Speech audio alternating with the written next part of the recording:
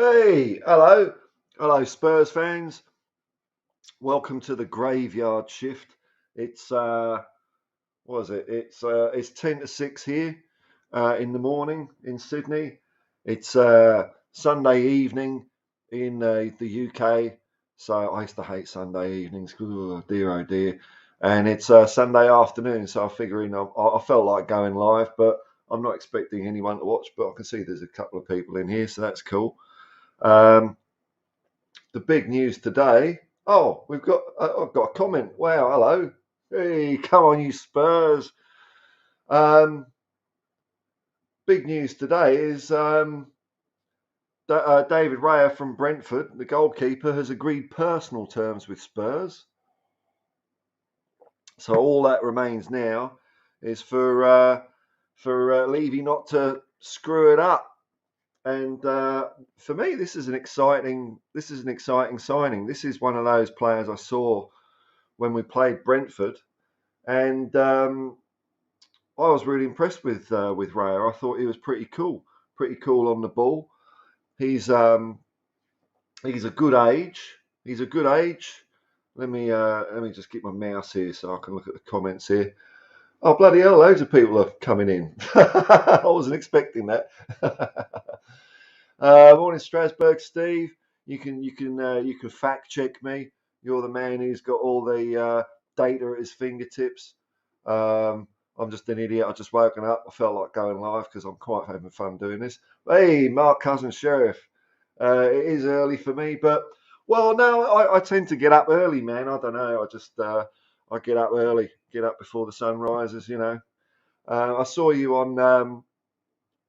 I watched after I was live the other day. I watched Bobby Kay, Coover and the gang. That was a fun show, man. Thanks for giving me a big old dirty plug. That was very nice. I've been in touch with Bobby Kay, so get him on sometimes, or he wants to come on here. That's all cool. Yeah, I like Three Spurs Boys. Kind of light-hearted stuff. I'm more. I like light stuff. And it was a fun quiz. And as I was saying the other day, the bit on Three Spurs Boys I like is after a match when they do the gold standard. That makes me laugh. That one. Um, Oh, hang on, I'm all fingers and thumbs. I'm a bit croaky as well. I need a bit more tea. It is early though, but yeah. Keep it up. All things will pick up. The age of Ange will change everything for all of us. Look, you know what? Uh, you know, while I'm tap dancing, waiting for more people to come in that are starting to stress on a Sunday evening, maybe in the UK. I used to hate Sunday evenings because, well, for a start, there was nothing on TV. When I was younger, it would be like Songs of Praise, Bullseye. Oh, what else was there? Oh, Winner Takes All.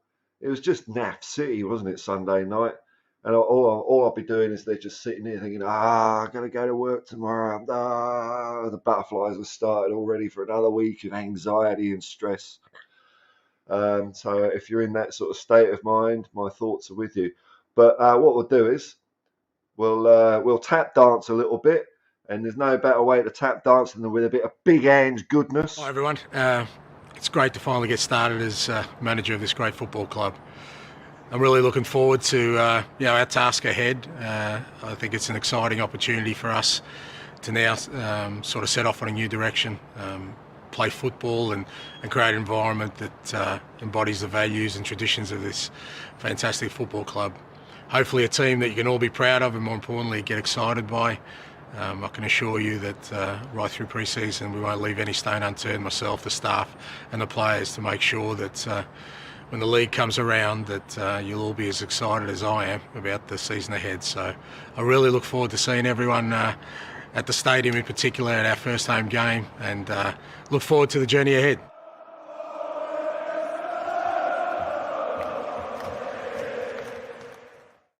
Yes, man. Yes, man. Oh, I feel awake now. I feel awake. Ange has got me going. He's got my heart pumping. He's got my blood going round.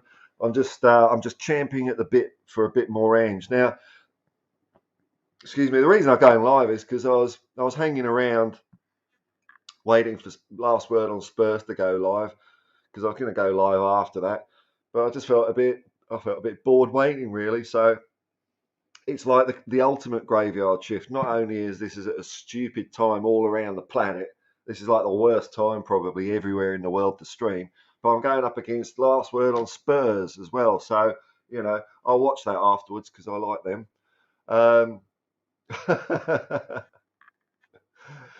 Edward Y of Oz. The early bird catches the worm. That's right, brother. Are you I take it you're in Australia, are you? Are you a new Spurs fan that's just getting a bit of Ange goodness into you, and you think, let me just check out what this Tottenham Hotspur Football Club's all about.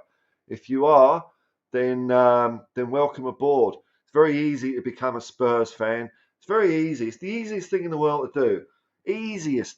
All you've got to do, and this makes you as big a Spurs fan as me, as big a Spurs fan as anyone. It's very, very simple. All you've got to do is you just got to go, come on, you Spurs. That's it. That's it. Once you've done that, you're in. You're in. That's it. Your heart is wedded to the soul of White Hart Lane. And what's worse is not only your soul is your life is wedded to the life of White Hart Lane. Probably your kids are, and their kids are as well. Sometimes I feel guilty, man. Sometimes I feel guilty. My kids aren't so they're not really big Spurs fans, but the one I feel really guilty about is how it's weird how like Spurs fanship passes through things, So I started picking Spurs when I was a kid for a really silly reason. But the guy that really got me into it was a friend of mine at school who just said, let's go to Spurs one day when I think I was about 12 or 13, which is it's weird, isn't it? Kids are on a tight leash these days. If they're away from more than 5 foot away from a parent, they're covered in pads, so they don't bump and hurt themselves. And there's us, 13-year-old kids, getting the train on a Wednesday night from Uxbridge to Seven Sisters, and then coming back. I wouldn't get home until like 10:30, 11 o'clock at night sometimes, but I don't know. In those days, it was kind of acceptable for little kids to go off scampering all over London.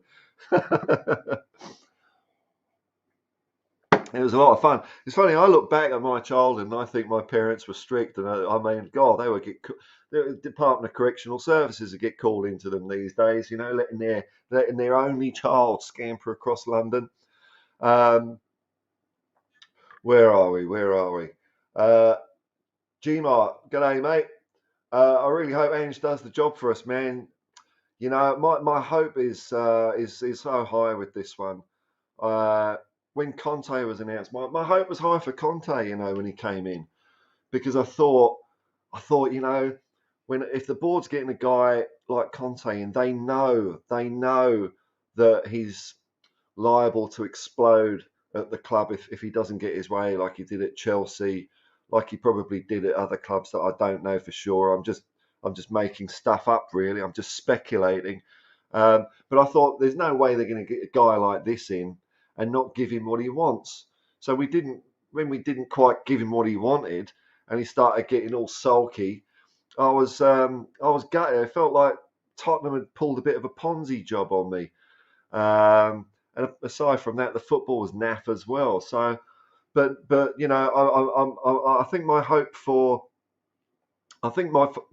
Ange is a bit more realistic, because he's not a man that will demand all those players. The problem is Levy always wants £5 million off a player. And I'll just say hello to a few more people here. This is good.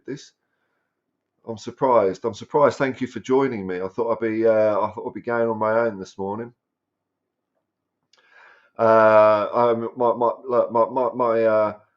subs and my view, like, to start coining it in from YouTube, you need to get 1,000 subs and 1,000 viewing hours, and I'm well on my way. I didn't really expect it after 3 days, so thanks to everyone that's helping me out with that. That's really cool. First order of the day is I'm going to buy a nice microphone, because I don't like the sound on this.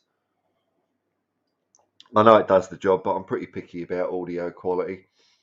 Blind Azabat. I'm a Celtic Spurs fan, so I've already woke up with the fact that Ange is special. Yeah, man. Well, like, Celtic could be kind of my second team. So I was really excited when Ange went there.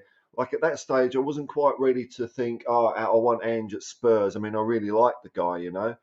But when he joined Celtic, and it was pretty quickly. And for me, it was his rapport with the fans more than anything, because I knew what style of football he played, because I'd seen it. I hadn't really seen him in the days of South Melbourne. Saw a little bit of Brisbane Roar, but it was really the Australian national team where he caught my attention. The way he just did it his way, because I did a video about this the other day. But there's a lot of pressure on. There was a lot of pressure on from the stuffed shirts at Football Australia, that because we're a football minnow, if we go and play attacking football, we're going to embarrass ourselves. You know, there's a real cringe about football around here. And Ange said, no, stuff you lot. We're just going to, you know, go balls out and have a go. And it paid off. It really paid off. And then when he went to Yokohama, I watched a bit of that. Nice football. So I already knew his philosophy of football, which he got from French Pushkas at South Melbourne. He's kind of tweaked it in his own way. Like I was saying this last night, but he watches a lot of football, and what he does is, he was saying that, you know, a lot of games he doesn't get anything out of, but now and then he'll see something in a game, and he'll it goes up in his football brain, his football memory bank.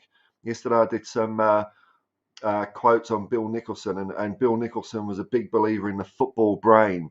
What you want to do is you want to take the head at the top of your head off, and there's just a Telstar, or, you know, one of the old heavy ones. Maybe Bill was wrong there, because, like, if you had a football brain back in those days, you'd be walking around like that, because it was like a breeze block surrounded by a bit of leather.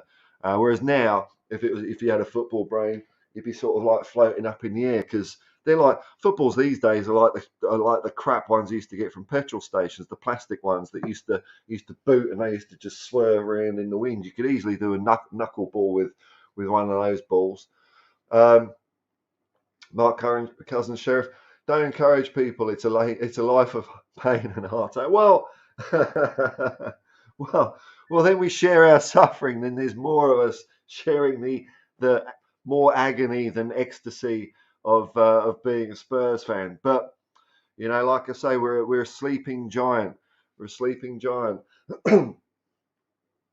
Teams like Chelsea and Man United, they've been artificially buoyed up by having sugar daddies and ownership, whereas Tottenham Hotspur are bigger. It's a much bigger club than those two. Let's face it. Let's face it. I know I'm not just trying to banter those fans, but we are a bigger fan base club. Not as successful as them in recent years. But if you remember Chelsea before Abramovich, how many trophies had they won? I'd hazard a guess it was maybe 4, whereas at that stage we'd won like 22, I think. So this glut of Chelsea goodness, which has thankfully come to an end, because Todd Bowley is just going to grind that club into the ground. The American businessman that's used to protected franchise football, he's stuffing it up so much that I tell you what, a relegation will teach him a thing about English sport. They were on relegation form last half of last season. It's lucky the season doesn't have 50 games, because they would have been going down with the Leicester, down with the Southampton. So they were very, very lucky that they just ran out of games. And who did they get in? I've forgotten who's their new manager. Name slips me at the moment, but hopefully Fat Frankie Lampard will stay on as his assistant to give some football insight and keep the Blues down. So those two clubs, I think, have been artificially buoyed up by all this filthy lucre coming in, by being owned by, war criminals. I don't know. It's weird though, isn't it? How they at one point they decided, well, you can't have anything anymore, Roman. And I'm all for it. Not because of the political reasons, but because it was Chelsea. I think it was the right moral thing to do. The government had to step in and curtail Chelsea's success, no matter what spurious excuse they used. I don't care. I'm all for it. To return them to their natural order of just being bog standard, average, nothing. On the other hand, on the flip side, Tottenham Hotspur has been weighed down by ownership. It's been weighed down since 1983. It's not just Levy that's done this. It was Sugar and Scholar before him. Before that, we were winning everything. League titles, European trophies, FA Cups, League Cups. It's like, it was just silver goodness. You wouldn't want to be a werewolf going anywhere near White Hart Lane. You'd be, I can't stand that. So our ownership has just kept us down, but we've got such a good fan base. It's such a, to me, it's one of those exciting names in football. There's no team with a name anywhere near similar to Tottenham Hotspur, named after Harry Hotspur, the Shakespearean character. There's no one like that. So all it needs is just a little touch paper to light the gunpowder. And then bang, trophies. Boo. Now, whether Ange is the man to do that, I think you've got a chance, But we've got a problem with ownership at Tottenham, unfortunately. A lot of clubs have ownership problems. But sometimes you just get a manager in that cannot be refused. I think we came close with Poch, but I don't think Poch quite had the... he was too busy counting lemons, wasn't he? He was too busy writing tell-all books. And I think that was, when Poch wrote that book while he was still manager of Spurs, I thought, oh, come on, Poch. Do you really need the money? Don't be a knob. Write your book when you've sailed off from the Spurs sunset, and hopefully with a few bits more success in the bag than, if he'd have got back, then you can rest a bit. Write your book while you're waiting for another job. That's fine. But when you're the gaffer, you don't write a book, man. So hopefully, I think that's who's the Chelsea manager, Pochettino, something like that. I've forgotten his name. Hopefully he'll write a tell-all book about Chelsea and bugger them up. But I reckon Chelsea are screwed, man. Chelsea are screwed. I was going to talk about David Raya, but I've been sidetracked now. I think Chelsea are screwed, man. They this is what happens, man. This is what happens when people get a bit too clever with football. You can't be too clever with football. Like Bill Nicholson says, you need a football brain, not an academic brain. I'll expand it, not a business brain. You need a football brain. So Todd Bowley, he went into Chelsea and he thought, oh, I'll get my lawyers to look at these FFP rules that are governed by the toothless old hags at the Premier League. I mean, look at Man City. What was it, 115 breaches?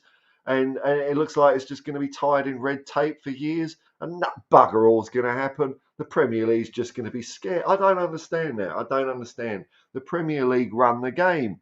If you don't do what they say, they kick you out. They tried docking us 12. Well, they docked us points. Tried kicking us out of the FA Cup. We got that one back, but it didn't drag on for years, did it? Any team further down the divisions in the Football League or in the Conference or in the Isthmian or whatever, anytime they bugger up, no one's scared of docking them a load of points instantly. Quickety split, no questions asked. You've lost 12 points. It makes teams get relegated. But somehow when it comes to the Premier League, they drag their heels and they just fuck about and they just, 115 breaches will do something, man. Do something. Go and go the kibosh on Man City. You know, I mean, it's not going to have much effect, 12 points. It'll maybe stop them from winning one league title, but it's something, for God's sake. It sends some sort of a signal. But anyway, Todd Bowley thought, I'm going to be clever with this FFP. I've got a great idea because my training in American sport where they don't really even have transfers. They just all sit in a big, church hall at the beginning of the year, and all the kids come in, and the team that was shit gets first pick. I think it's weird. It's a weird old system. You're a kid. You're fresh out of college. Because the American education system means you can only go to uni if you're rich or good at a sport. Like if you're just smart, no, we don't want just smart people in. We just want rich people and people that can kick a football about. So they're all out, and then they just parade in. It's like a Miss Universe pageant, and they just get traded off. So there's not much of a transfer market. So Todd Bowley just goes, idea. I'll sign players on 8-year contracts, so I can stretch the money over 8 years, amortization or something. Flash, the bean counters call it. Stretch all that money over 8 years, and then I can get around the rules because I can just loads of money, splash all their cash, buy shitloads, spend £500 million in one transfer window and get away with it. Well, Todd, I've got news for you, mate. That's all well and good, but if your players turn out to be shit, you're stuck with them for 8 years. And you know what? Who's going to buy them? If they turn to dust, who's going to buy them? Oh, I'm hyperventilating already. Oh dear. And then so I think Chelsea are in real danger. They might have a load of players. I mean, look at Tottenham. We got a load of players on our books that we can't shift, but it didn't cost us £500 million for the clowns, did it? Cost us a bit though. Probably not too far off if I really think carefully about it. But let me see. No, it wasn't. No, I'm just getting caught up in Ndombele. But he might get a second chance. So if Bowley ends up with all these naff players that he can't shift, then FFP kicks in and he has to. Is the money available if the Premier League police this thing? I mean, the Premier League are almost like the real police. They just want to sit in McDonald's eating beef burgers all day. They just don't do anything. I don't understand it. What's the point in having FFP rules, which it looks like Daniel Levy, he's praying that's the only hope for Tottenham. If the Premier League decide to do something about FFP, then Tottenham are in a good position, apparently, because all of ENIC's casinos and strip joints and whatever they've got, the seedy side of town, then we're going to be all right. But if they don't, then we're stuffed, aren't we? I don't know how I got onto that. Morning, Mike. Yeah, morning, Mike. Edward Y of Oz says, I'm an Ange disciple from Melbourne. All right, so you go back to the good old days, man. Caught the Celtic bug, now the Spurs bug. Okay, well, let's hope that Ange hangs around for at least 4 years because it'd be sad to see you go, I get that, usually when you're a football fan and you pick one, that's it. But, people can support who they want in whatever way they want, really, can't they? It's nice to have you hopefully you'll be here a while and you'll see some good football. What were the days like in Melbourne? I've been talking to a couple of other fans that have come over from following Ange. Those days in Melbourne, I've read about them, but I can't. I didn't actually see South Melbourne Hellas play much, but he got 4 championships there. So and this is the thing, you know, Ange had to manage when Ange managed South Melbourne. It's kind of like almost professional, and then in the A League, A League, asinine league. That's what it is. It's so boring. Salary cap, salary cap in Australia, the salary cap in most sports, which I quite like. I like the salary cap in Australia. Um, Somewhere in Australia, professional sport, the good thing about it is I like the salary cap that means that, players can still earn decent money, but you can't have a team getting out of their pram. And if a team breaks the salary cap, the authorities actually do something here. The stuff shirts, they actually do something. They'll strip a championship from you. No worries. Officially, you did not win it. So it means the players can earn decent money. But somehow the ticket prices are really cheap to go and watch games here. I'm not talking about soccer so much because that's probably going to be even cheaper. But when you're looking at rugby league, I went to a game the other week, $20 to get in for seeing top flight professional football. So the game's gone absolutely crazy. The only problem with the salary cap now in the UK would be that there's so much money piling in because Sky and beIN Sports or BT Sports, they're all just milking as much fan money as they can. Kits cost. I look, Spurs kit, which I get excited when I see an official Spurs tweet because just in case we've signed someone, and all they're doing is flogging shirts at the moment. And I go and see how much they cost. It's $115. And I think, why? It's just a T-shirt, isn't it? It's a T-shirt. You're not going to go out and play professional football in it. You might have a kick around in it or do a bit of training, but basically you're going to wear it down the pub, aren't you? You're going to wear it down the pub while you go and come on you Spurs. So why are you paying $115 for it? So the problem with the salary cap in England is that with all this money in the game swilling around, all the snouts in the trough, if you have a salary cap in England, well, then where's that excess money going to go? And I can tell you this for nothing. It's not going to go to the fans. It's not going to reduce season ticket prices. It's not going to reduce subscription fees to Murdoch TV. It's going to go straight in owners' pockets, and that's what I'm dead against. I don't, if owners want to make profits when they sell the club, but taking profit out of a club, no man, no man. I think that's totally wrong. I think it's reprehensible. I hate that because the football club is a social thing. Basically, in my mind, it should be non-profit, really. All right, rich owners, if you want to come in and dish out some money, we'll take your money. We didn't ask you to come into the game, but I don't want owners just fleecing fans and just pocketing the money. I mean, they kind of do it all anyway. They all pay themselves millions of pounds for doing bugger all, apart from making the odd phone call. But I don't want them getting more money. I can't stand it. I mean, you talk to a business person though, like a Simon Jordan, and they think it's acceptable. You buy a business. See, they use this term. Investing in the business, right? That's not investing. When you buy the business of someone else, you're not investing in it. You just paid someone else to have it. If you don't put your own money into it, then you've got no right to anything. And as far as I know, Levy and Enig haven't put much of their own coin into the club at all. We built this nice, shiny new stadium. I don't know if you've heard, by the way. This would be news to new Spurs fans. Apparently, I've heard once or twice we've got the best ground and the best training facility in the world. I tell you, I feel like throwing a brick at the TV every time I hear that phrase. It's like the ultimate Tottenham cliche, isn't it? Every time anyone talks about Spurs, we've got the best ground, we've got the best training facility. I mean, have you seen well, look, the ground needs a lick of blue paint on it. The training facility, oh my lord, man.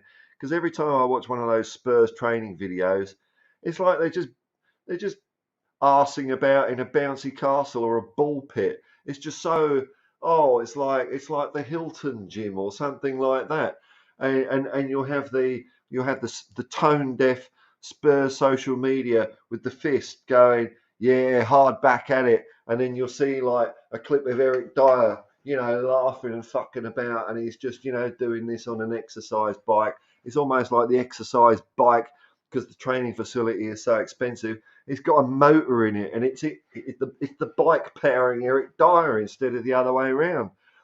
I reckon get rid of the training facility. It's not churning out hunger. It's not churning out desire. Make it less comfortable.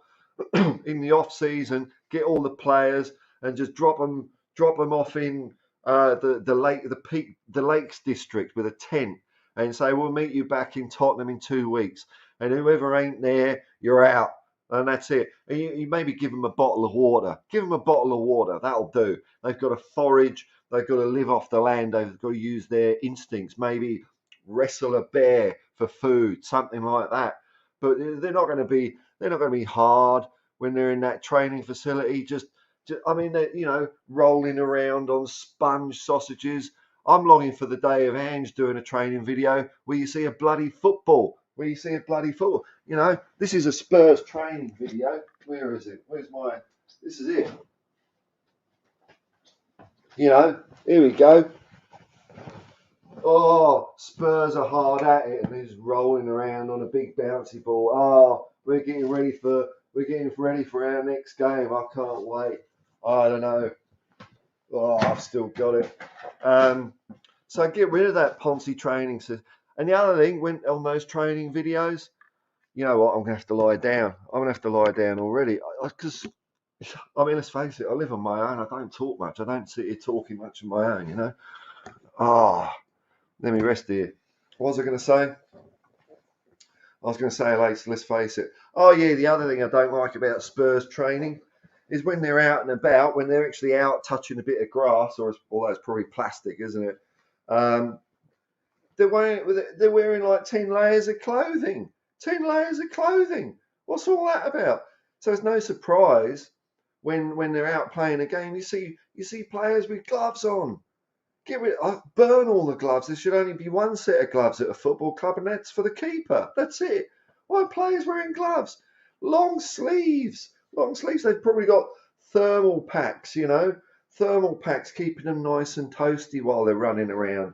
Get them out there in their shorts and t-shirts, man. Toughen them up.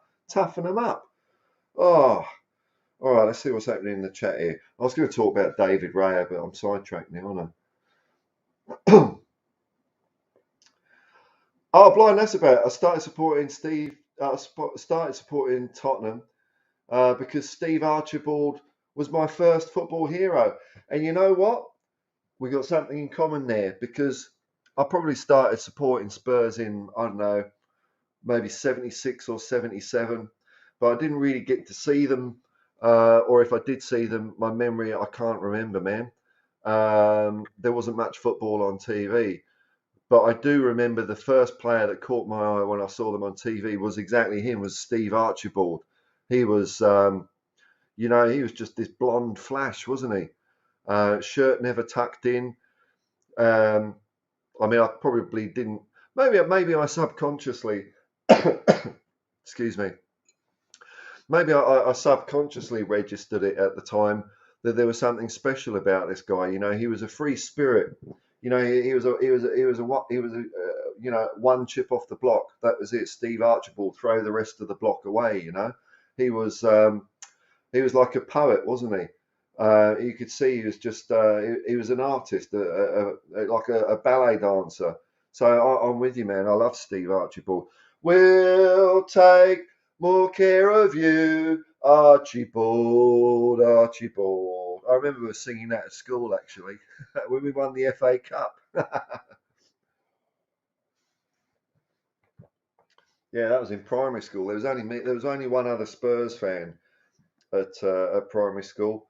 There was a couple at high school, and when I went to sixth form, it was just me. I was in a sixth form surrounded by gooners, and I remember the dark day in 1989 and I remember watching it on TV.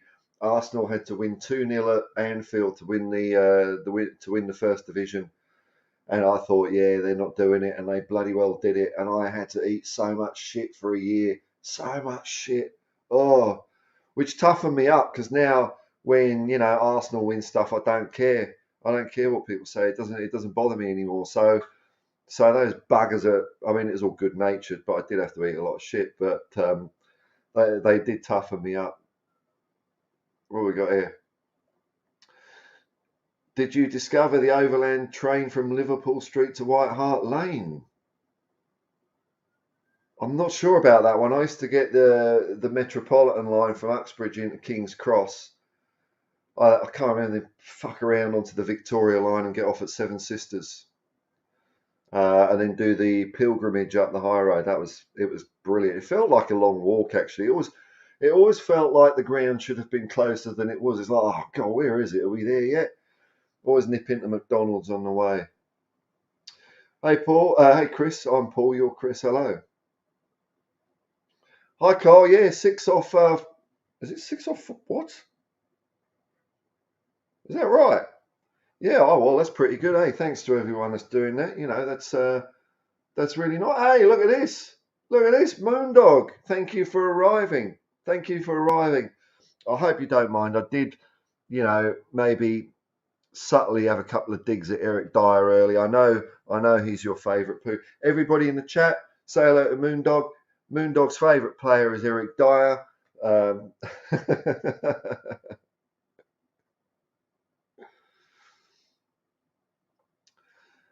Edward says, to be honest, Spurs fans are going through cynical and doubt phase. Won't be long to win them over. Yeah, I've been talking about this, Edward. I think Spurs fans are coming up. Well, they're coming over quicker than I expected, because I thought we'd have to wait to start kicking the ball around for that to happen. But I think they're coming around. I'd even say they're coming around quicker than Celtic fans. And I'm not saying that because Spurs fans are something better or genius.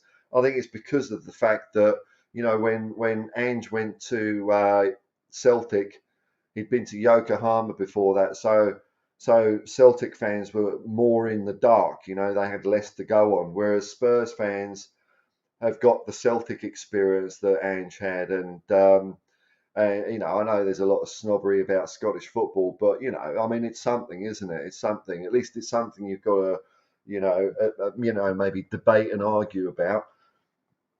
Excuse me.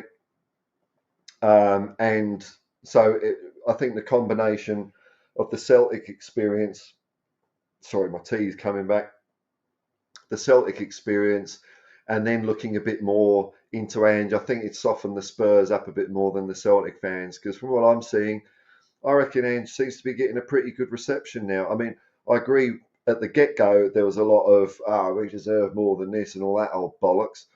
But very quickly, I think people are getting on board. I'm not seeing. I'm seeing a little bit of dissent, but that's mainly on Twitter.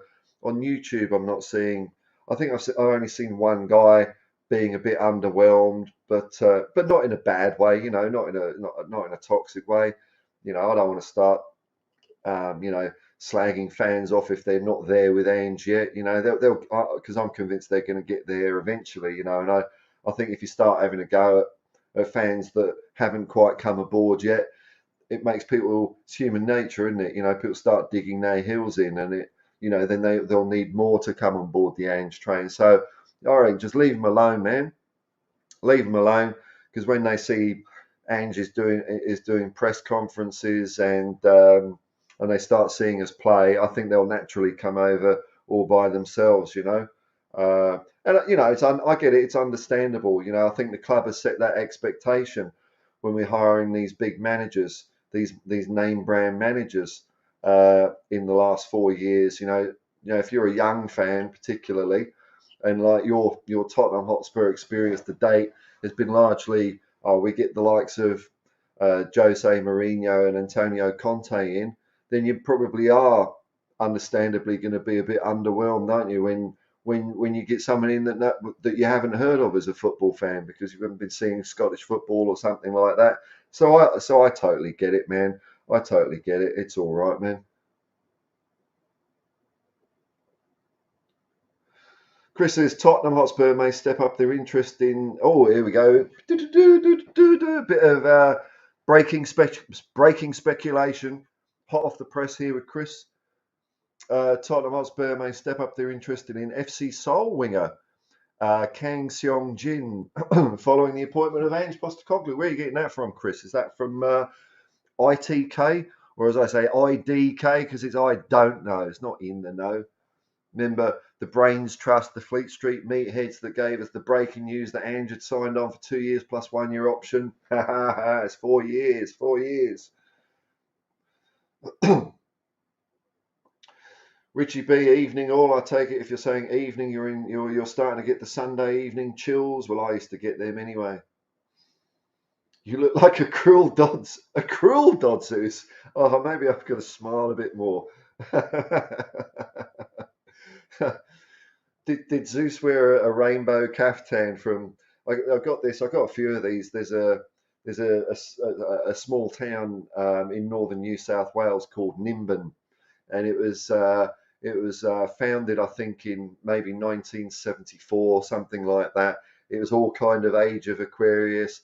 It was founded by a bunch of hippies, and it's been a few years since actually I haven't been there since before all that COVID lockdown shenanigans. But it's a place I really like going to. It's like nice countryside, and the thing I like about it is it's just a bunch of crazy people, and there's no judgment.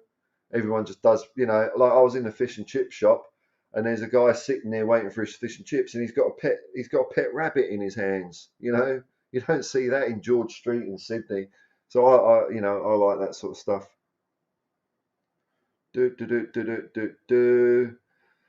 Simon Bath says, or Bays says, I think Keith Birkinshaw said it best. Well, if you're referring to that quote, there used to be a football club over there. That's not a Keith Birkinshaw quote. That's what a journalist said, but somehow it's been attributed to Keith Birkinshaw over the years. But I mean, Keith probably had those sentiments because, talk about Keith Birkinshaw. There's a man, right? So you contrast Keith Birkinshaw to Antonio Conte, who threw his dummies out the pram, and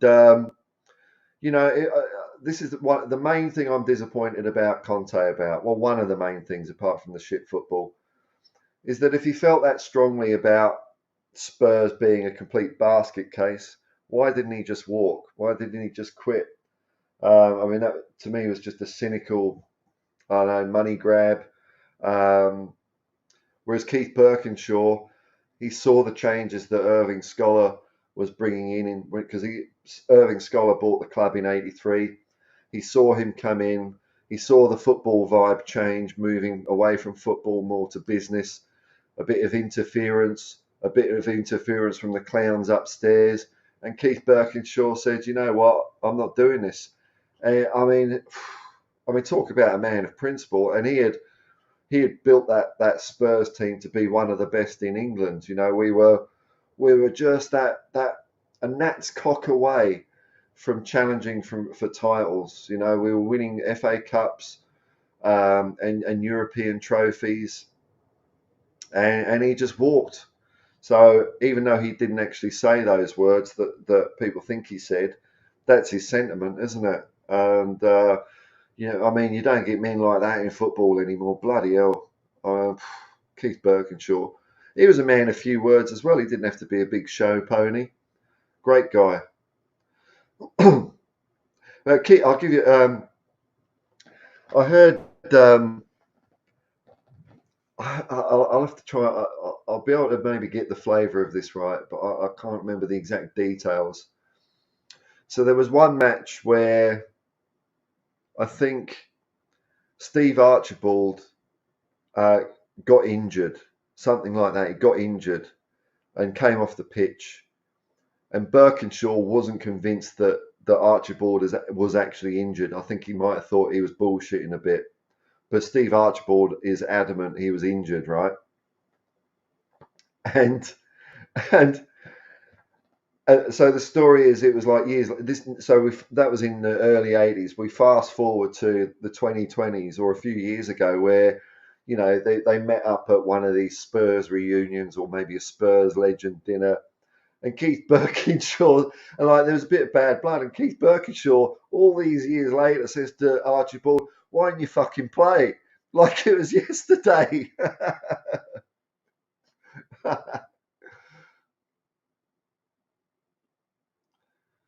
Yeah, the Potch book was premature. I don't get it. Didn't Fergie do his book while he was still at Man United?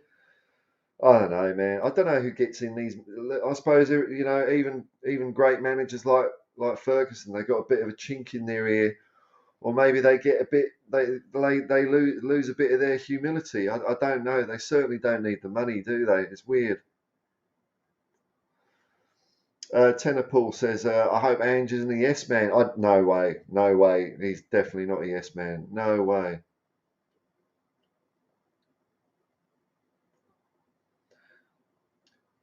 Yeah, yeah. Maybe that's a different quote you're thinking of, Simon. But the one I know, there used to be a football club over there, was something that was written in an article about him. They'll be walking through brick walls soon. They'll be walking through 10 brick walls, you know. That's why I want Ange to tell, you know, the likes of I know I'm not going to single any players out, our crappy defence. Just we'll drop you off in the Ocon in North America, go and wrestle some Grizzlies and then come back and play football. Not faff around in our luxury beauty spa of a training ground. And the training gym looks to be a bit weird to me. It looks to be like it's like 100 foot long and only 2 foot wide. I mean, I don't know. And apparently, I've heard that Daniel Levy has got an office near the training ground. Daniel Levy, keep your distance, man. Yeah, thanks, Rob. It seems to be going. Oh, hey, look at Rob's avatar here, man. I'm I'm pointing at it with my mouse as if people can see my mouse, but obviously you can't. But I'm doing it anyway. Jimmy Greaves, what's the book name? This one's on me. This one's on me. I mean, you look at. I mean, Greaves had a hell of a life story, you know, and it's something that I don't think us mere mortals can understand really. Where when you're so good at something like that, you know, I'm thinking of the likes of Jimmy Greaves and Paul Gascoigne, maybe George Best as well, where you know you're that far off the planet in your field. Maybe you know sometimes the rest of life is a bit hard to cope for. I don't think it's all about being a good time Charlie with these guys. I mean, sure, there's a bit of that, but you know I kind of think that when you're almost on a different plane of existence sometimes, and you know maybe the humdrum of ordinary life when you're away from the pitch can be a little bit hard to cope with, and you know you numb down certain feelings with booze or whatever, and Jimmy Greaves has talked about it. He drank so much he was basically in a coma. You know, I mean, shocking. And Jimmy Greaves came through it. I think he stopped drinking in I don't know, but it was maybe the late 70s, early 80s. He just knocked it on the head, um, and absolutely turned his life around. Paul Gascoigne, maybe I mean, the latest news I've seen, I haven't heard of you know any bad shenanigans from Paul Gascoigne. Maybe he's in the same boat now, and I mean that would be absolutely you know wonderful if he could have his Indian summer without all those without having to cope with all that shit. Um, you know it's definitely not for the likes of me to judge those guys. You know what they go through. But like I say, I really don't think it's nowhere near as straightforward as you know they've got a bit of money and they like having a good time and one thing leads to another. I think there's more to it than that. And I, you know, any player in that position, I feel for because they can't be having a good time all the time. And they've given so much to people. You know, George Best, Jimmy Greaves, and Paul Gascoigne. You know, there's three names that have put smiles, made millions of lives better out there, millions of lives. You know, people like me, Paul Gascoigne, bloody hell, man, seeing him play. I was so lucky. I was so lucky that because I moved away from London in 1990, that at least I got to see a decent bit of Paul Gascoigne on the pitch, because the guy was phenomenal. The guy was. I mean, I don't know how he did it. Like the way he used to run, and in fact, I was showing a mate of mine this the other day, because sometimes we get together a lot. We end up just talking sport, and we swap clips of. He shows me the razzle dazzle days of the St George Dragons, and I show him clips of old Tottenham, because both our clubs are in the doldrums at the moment. I mean, St George Dragons are a complete bloody basket case at the moment, just like Spurs, maybe hopefully emerging from ours. But we show each other clips, and I showed him like a sizzle reel of Paul Gascoigne, and straight away he said, "How does he do that? Players can't get near him because he just run like a whirling dervish, and it just fended players off.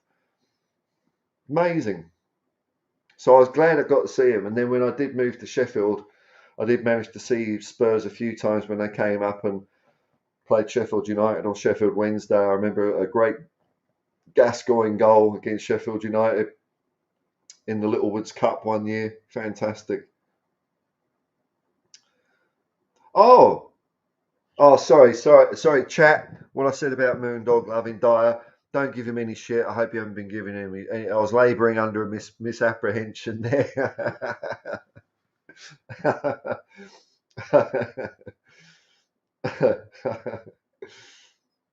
Oh my God! I'm not even going to look at that, mate. I'm going to leave it because I don't. I'm not. You know. I know it's the internet way, and I know a lot of people do it, but I just don't. I don't want to. I don't feel comfortable doing the whole click, like, and subscribe thing. It's just not me. So I just want to chill out and relax and just talk shit with people. I quite enjoy doing these streams, actually, because same thing happened this morning. Same thing happened last night.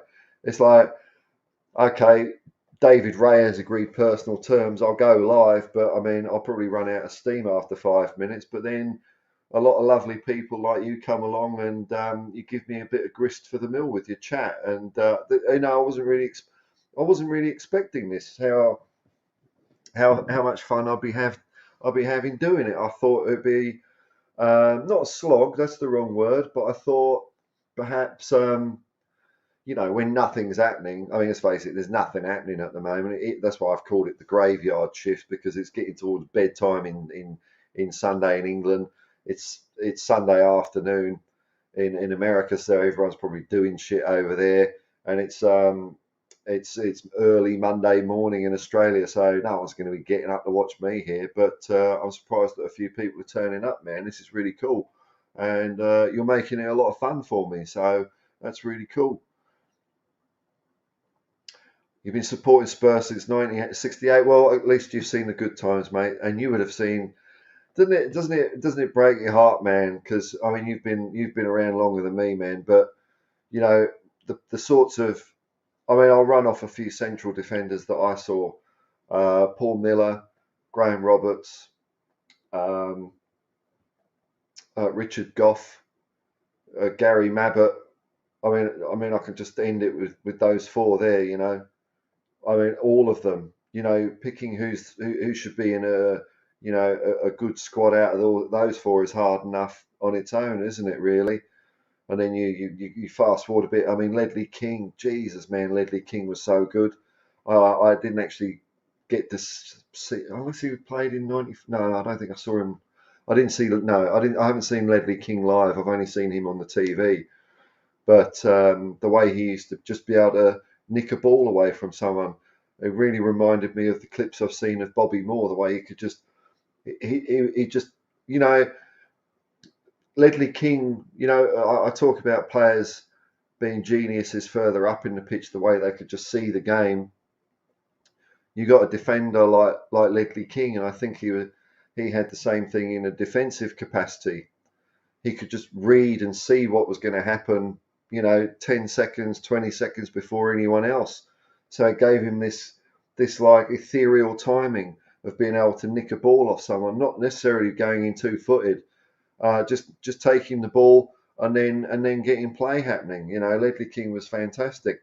So there's 5 players I can think of off the top of my head, and you look at the disappointments. I mean, you can. I mean, you've got that on one end: King, Mabbott, Goff, Miller, Roberts, and then on the other hand, Dyer, Tanganga, Sanchez, Davies, Romero. Okay, all right, we've got one that has the potential to be really good. You know, he plays good sometimes, but you know, he's had a bit of an off season, maybe a bit distracted by winning the World Cup, maybe a bit distracted by being surrounded by utter crap.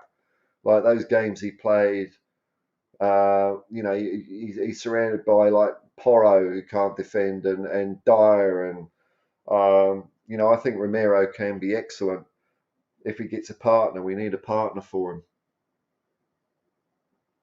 Oh, here we go. We're having a Cox out competition. Rob Belcher, 1962, man. Bloody hell. So both you both you Rob and you Moondog you would have been around when we won the UEFA Cup. It was it 70 was it 73 we won that? Disappointingly against Wolves in the final. I mean, who wants to play?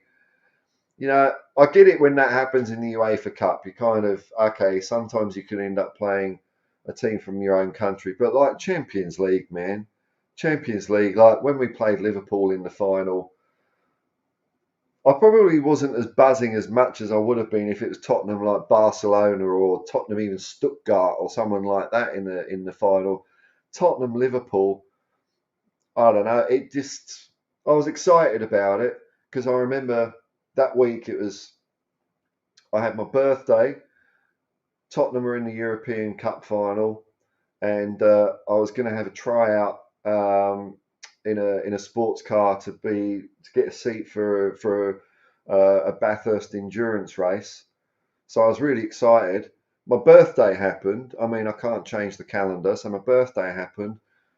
Spurs lost the final within like 10 minutes, and the company that I was going to race cars with went bust. So it was a real shitter in the end.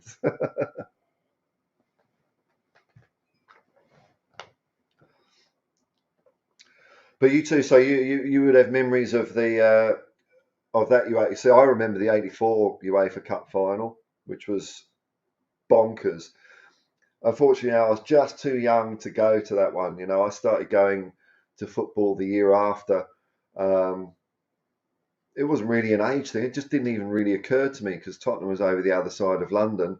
And like I said earlier, it was only when a mate of mine from school said, let's go to Spurs. My dad said, whatever you do, you don't go to the shelf. You go to the family enclosure in the Paxton Road. It's like, okay, Dad. But unfortunately, I was outnumbered, man. I was powerless. My 2 mates wanted to go to the shelf. So, you know, what am I going to do? Sorry, Dad. You know, and then, you know, because I was a bit too honest, I told him I went to the shelf and I got a right bollocking for it. I mean, I was dumb. I should have said, I went, oh yeah, Paxton is really good view from behind the goal, you know, with polite clapping. But I'm glad I went to the shelf. It was worth the bollocking.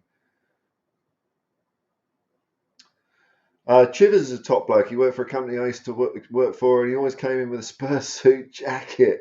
You get out of here, man. Or a coat. The badge always close to that. Isn't that great to hear, man? Martin Chivers is he's one of those players that I'm, you know, before my time, but I have watched plenty of stuff about him on YouTube, and he had a bit of the Glenn Hoddles about him. He was seemed to be a very natural footballer.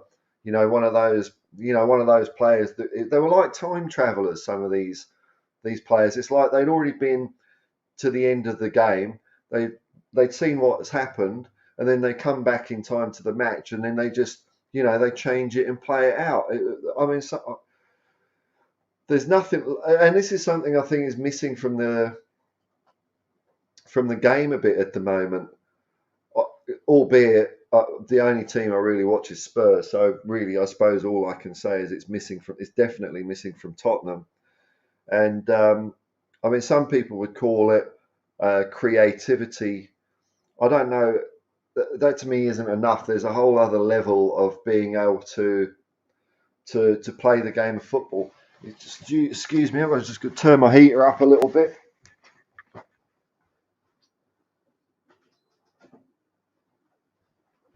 because bloody freezing in here at the moment. Oh, yeah, creativity. It doesn't quite sum up a Glenn Hoddle, or you might say a Martin Chivers to me. All right, what's old Mark Cousins? Someone saw someone call him Ange. I take it you're saying Pochettino. I think I heard Danny Kelly say that on his View from the Lane podcast, and instantly he was shut down. No. Postecoglou is his own man, and I think, yeah. Come on, Danny.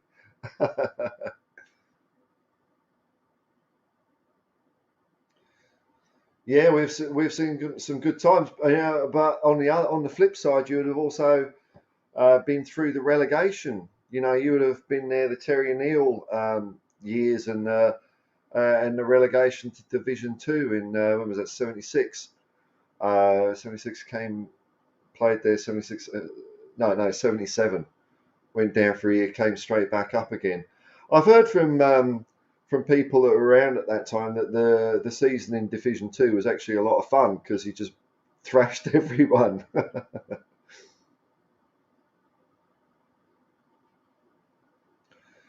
A lot of love here for Martin Chivers. That's good. I was at Ellen Road when Barry Daines got injured and Glenn Hoddle went in. Oh, okay, yeah. That's one of those things I heard about. I heard. God, my memory's fuzzy because I definitely wasn't there. I definitely didn't see that. I think I might. When was that? Because I know I've seen it, and I'm just wondering if I've seen it since the internet came about, and it's making a bit of a false memory for me. But I'm pretty sure I saw that on TV when I was a kid. I might be wrong on that. I don't know when that was. Memory's so unreliable, I tell you. Yeah, and he was good in goal. Oh, here we go. Yeovil versus Barnet. Well, Jimmy Greaves was proud of his Barnet days, man. G'day, Dan. G'day. Banbury in England. England regular in David Harris. Yeah, big up the. Geez, I even said that. It just rolled off my tongue like it was. Big up is so natural to me now. Army channel on video calls a lot. Harris Army calling shows. Yeah. I like the Irish Hotspur because I suppose I've been watching Spurs channels for maybe about a year um, before I actually went on, and it was the Irish Hotspur was doing a fan show, and I just really wanted to have a chat to the guys because I really like I just like the cut of their jib.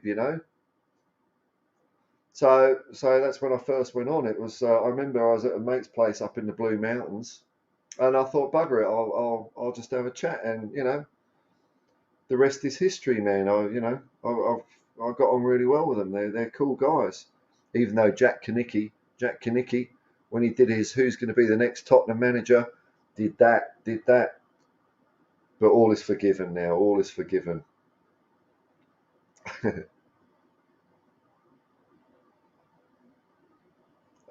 Greaves was great both on the pitch and also off it. Okay.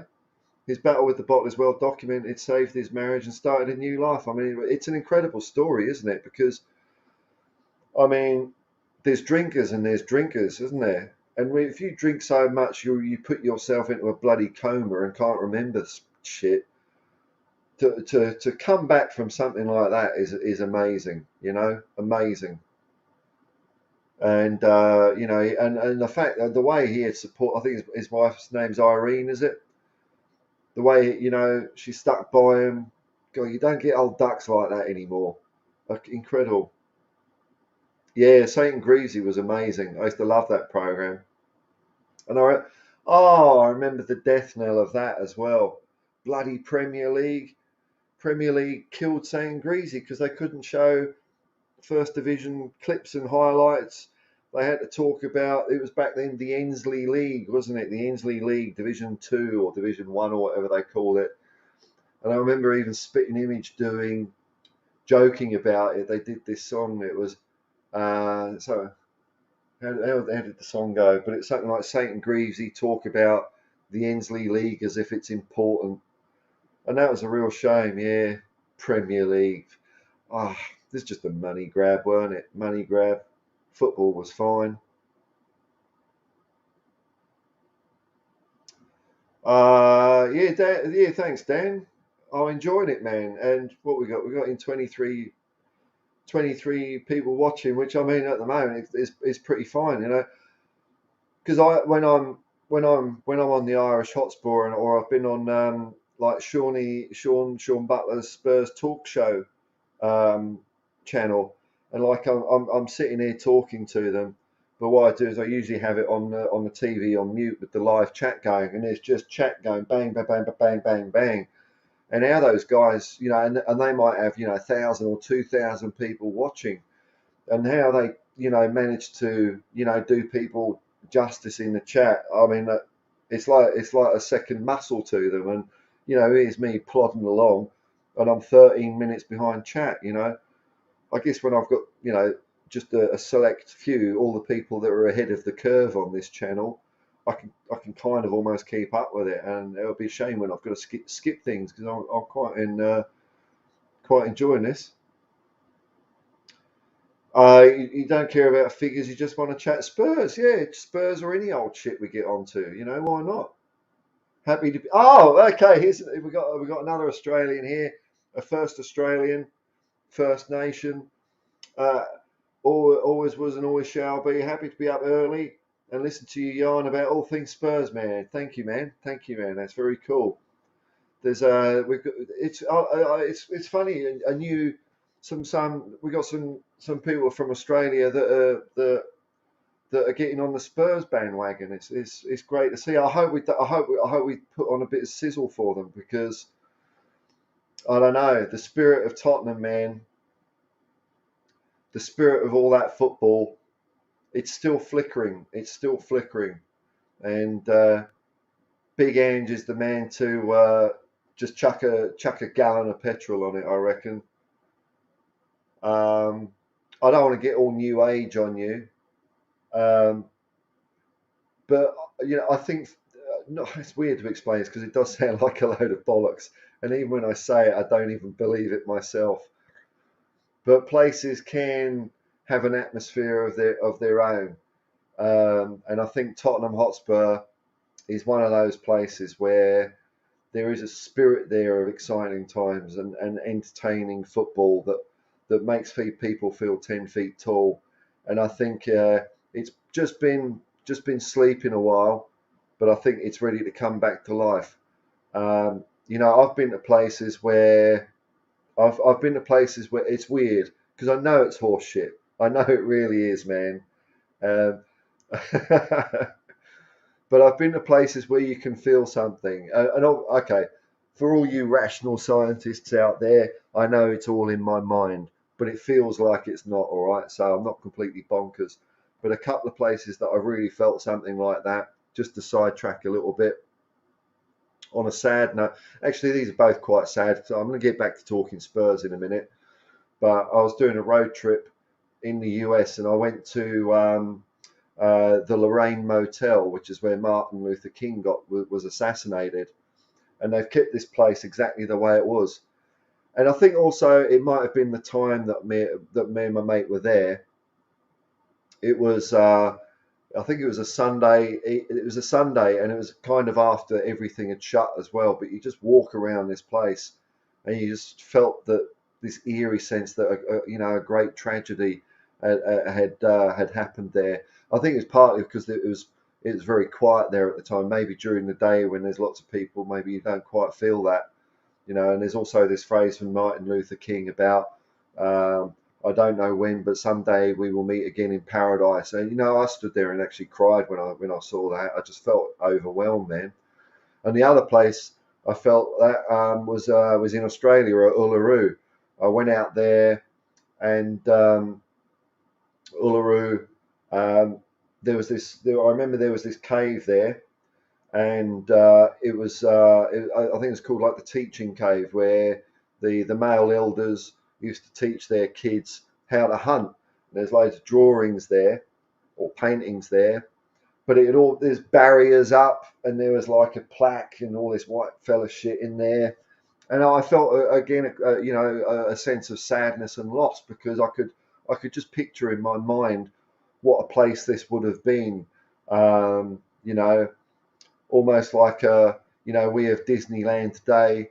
Maybe back in the day this was kind of like that, but not in a Disneyland way, of course. But I could just picture this knowledge being passed on from generation to generation, and it was sad that that was kind of nipped in the bud and cut off, you know.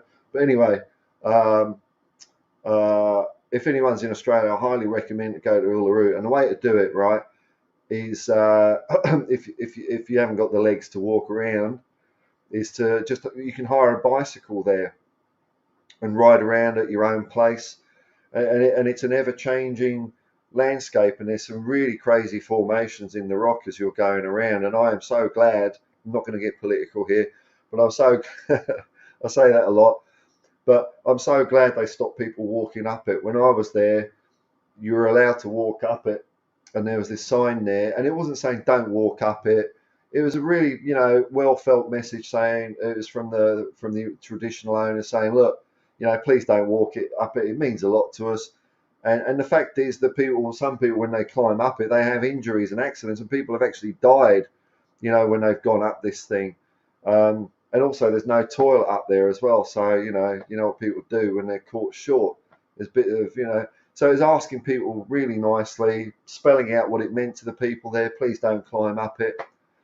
Queue of bloody tourists all waiting to go up it. Oh, bastards, absolute bastards. So I'm glad that's all stopped. Anyway, enough politics. That's not really politics. It's just a bit of a bit of history, really. That's not politics, is it? When Sir Alex was asked which player he'd have loved to have signed, Gazza all day long. Yeah, but we got him because we got his sister a sunbed, and we bought a house for his mum and dad. It was only Oh, okay, yeah. It was only LTEL promising buying his parents a house, bought him thankfully to Spurs. And I think Gazza says, "Can you get my sister a sunbed?"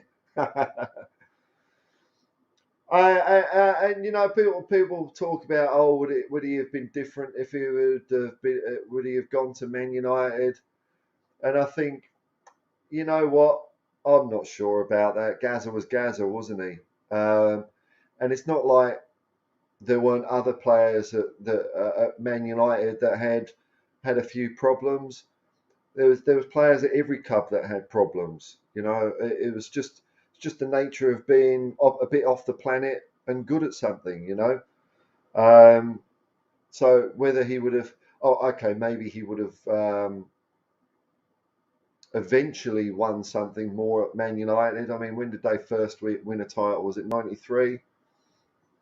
He signed for us in 88. Maybe it would have been different, but I don't know. I think we had the best years of him at Spurs. I'm very grateful for him giving us his best years. 1964 Fairs Cup.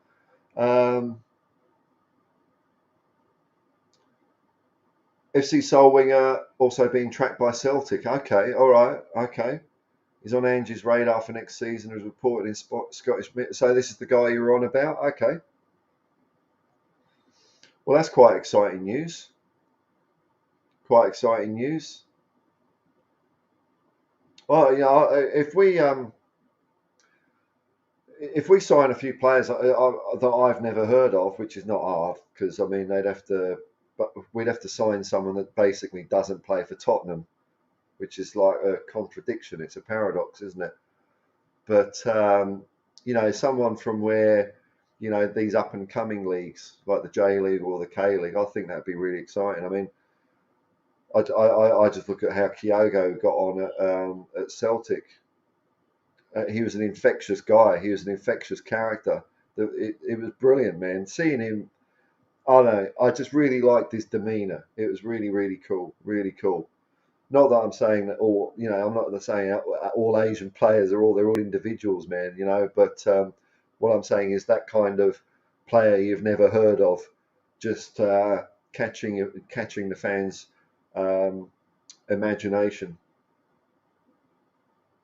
G'day, Bogan. you spent your hard-earned coin spruiking me on Sava. Hey man, didn't ask for it. And if I remember my contract law, you in the memory banks you need an offer, an acceptance, a consideration, and an intent to be legally binding. They are the four cornerstones of any contract. And I gave you, there was no offer and acceptance. There was no offer to be there's no legally binding. There was a consideration, but you didn't get all four corners of your ducks in a row. But thank you so much, man. I'll tell you what, for a fiver, you can call me a bogan anytime, man. I don't really, I don't really think of myself as a bogan. Not that I find it particularly insulting, but it's probably because I come from England originally. But when I do go out in Western Sydney, I don't mind it there. No one gives me any shit there. I find the atmosphere out in Bogan Land to be actually quite cool. I think they've got a bad name for themselves, really. If I go out to the eastern suburbs, because I do a bit of Uber driving, eastern suburbs, that's where they're just rude and snotty, and they're really quite horrible, actually. But out in the Western Sydney or whatever, they're cool as shit. Cool as shit. Out in Mount Druitt, I picked up Superman once. It was this guy who's dressed up as Superman having a cigarette. He was about 60, full Superman costume, having a cigarette. And I said, "Oh, are you off somewhere?" And he says, "No, I got four of these." This is how he dresses all the time. And we got chatting because like the first movie I saw in the cinema was Superman, so I'm quite into it. And he says, "Yeah, I love Superman. I've got a 6 foot car, I've got a life-size cutout of Christopher Reeve in his living room." And there he was having a smoke. Brilliant. So I'm all for bogans, man. Bathurst is great if you're into taxi racing. The real action's at Albert Park. Okay. No, look, no. I'll tell you what, man. F1, I'm all with you all the way. But Mount Panorama, if you've not driven like you see it on the TV, man. And also I used to do a lot of sim racing, and I won an Australian championship at sim racing. That's how I almost got into real sports car racing. So I've driven thousands and thousands of virtual laps of Mount Panorama, but I've also driven the track, not going at it, because they've got narcs there with speed guns and shit. And it's frustrating, man. The speed limit at Mount Panorama was 60. It's probably 50 now. But when you drive that track, when you come over Skyline and you're going down the S's into the Dipper, holy shit, man! You cannot picture how crazy that is until you actually see it in real life. It is absolutely suicidal going down that. There's just concrete walls everywhere, and it is steep as buggery. And then when you come off the elbow, which is an off-camber left-hand turn, which can just chuck you into a wall onto Conrod Straight, it is just, for me, the tracks I've virtually driven. I'm not saying that's like the real thing, but I have beaten the likes of Lando Norris, Pasquale. Who else did I beat? I beat a few V8 drivers because when COVID happened, they all played this more to keep their skills up, and I beat a couple of them just by flukes, because you could see they were really good drivers. But no, Mount Panorama is one of the best circuits in the world for me, man. I would respectfully, what do I know? I'm a bogan, man. Yeah, Tony Park saving that penalty. I remember that clearly. My old flying his dinner all over the place. Yeah, because I remember before that guy, because that game, because Ray Clements, we had a lot of players out of that game, but Ray Clements was out, And Tony Park's in. It's like, oh bloody hell, man! And when it got to the penalty shootout, that was, I mean, that isn't that the stuff. That's the stuff of romance, isn't it? But especially after poor old Danny Thomas missed one, and the crowd, buoyed his spirits. I heard a player give his angle on that. I can't remember what player it was now, but it was one of the. It might have been Graham Roberts, it might have been Steve Perryman, someone like that. But they said when the crowd in full voice were shouting, "There's only one Danny Thomas." I mean, we all remember that as a fond memory. But the player said the Anderlecht players just it got in their heads. It got in their heads. They couldn't process it. They started overloading and smoke coming out there. They just couldn't understand how the whole crowd was behind. They were thinking like, bloody hell, if the crowd's getting behind someone who misses, we're in the shit here.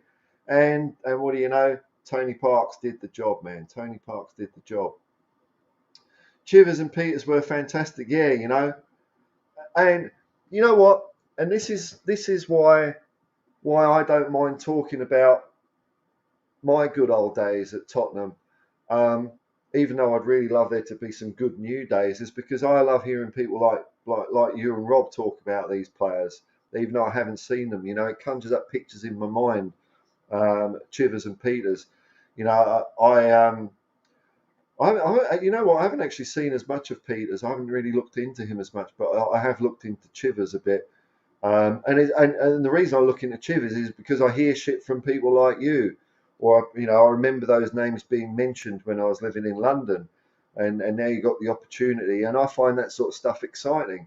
So I'm hoping if I go on about Waddle and Hoddle and Ardiles and Galvin. Even some of them maybe, I mean, everyone's heard of Hoddle and Waddle and Ardiles, but, Tony Galvin was awesome. Paul Miller was Maxi Miller was a little terrier in defence. Even Ray Clements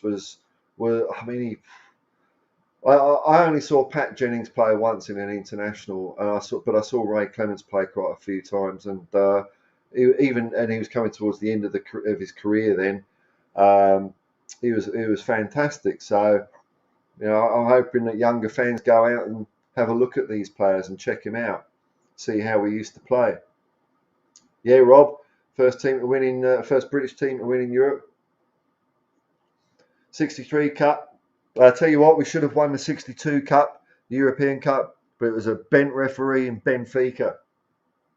Cup Winners' Cup was a big deal back in the day. Also, dodgy ref decisions in the 62 European Cup semi-final versus Benfica cost us the winning final. Yeah, I've heard Jimmy Greaves talk about that, spitting chips many a time. Because Jimmy Greaves said he joined Tottenham, and he says this so matter of fact, there's no doubt in his mind he joined Tottenham because they were the best team in the world. That was just Tottenham Hotspur, man.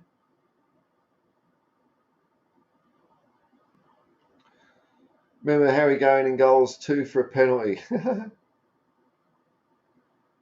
Yeah, Alan Gilzean, and I've grown, I never saw him, but I've grown fonder of him in later life because I'm all for bald men that aren't fried to, grow a bit of hair out the back, sometimes. Because, I had my head shaved. I started going bald in my, early 20s. And they talk about there's this advert campaign. What's your turning point? When do you decide to start buying all this gunk and goop to try and, regrow what's sparse? It's all about selling shit to you or having, cutting like 2 inches off your scrotum and sticking it on your forehead to have some short and curlies coming out or whatever they do these days. My turning point was when I saw a picture of myself coming down on a roller coaster, and I thought, bloody hell, I actually am. My hair is so thin, I'm bored, and I just shaved a lot off, and I did that for years. And it's only like 2 or 3 years ago. I thought, I'll see how much life is left in the old fella, and I'm really enjoying it. And you know what? I get people who do the comb over, man, because it's not for other people. You're not doing it to fool other people to make them think you've got hair. You're doing it for yourself, because it feels nice. That's all it is. So Alan Gill's in with his mad hair, and there's a good Spurs show YouTube when they used to do YouTubes. There's a panel. If you search "Where's Gilly" Spurs show on YouTube, you'll be able to see. It was done a few years ago. A night of, I think might be Gilly, might be Pat Jennings as well. It's just a real feel good thing. Alan Gilzean was a real character. Real character. Wait, what's going on here? Oh, here we go. The rich kid's back in town with his fancy Commodore 64 disk drive. I used to live in the Blue Mountain a few months. Oh, a few months in Katoomba. Sorry, man. Yeah, well, I got a good friend in Mount Victoria, and I'm going to go out there probably later this week and have a bit of chill time there. I'll probably do a couple of videos there, walking around, getting nice and chill. I'm thinking I might do a live stream with a campfire or something like that. I think I'd like the vibe of that. There's a nice waterfall there that's a bit out of the way, so no bugger goes to it. I might even go there and have a little campfire going. And if I feel like it, I might do a stream from there. Mr. Darlington FC is back with us. And then I scrolled and I can't see shit.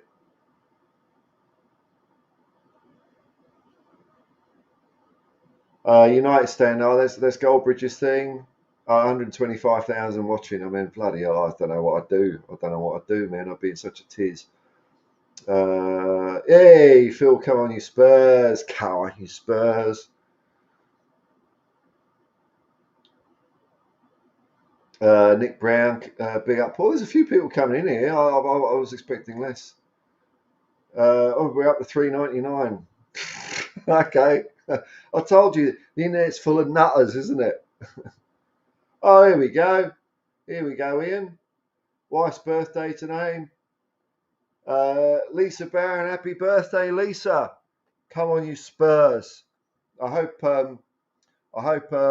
Ian's going to have a bit more fun for you this year. Poor old Ian, he had a rough old year last year. Spurs were on the nose a bit. I'm sure he might have been a bit hard to deal with at the moment, being a bit mopey. But I tell you what, this year it's going to be like a year-long honeymoon for you. It's going to be I've got my Ian back. It's going to be great, man. It's going to be great. Happy birthday, man.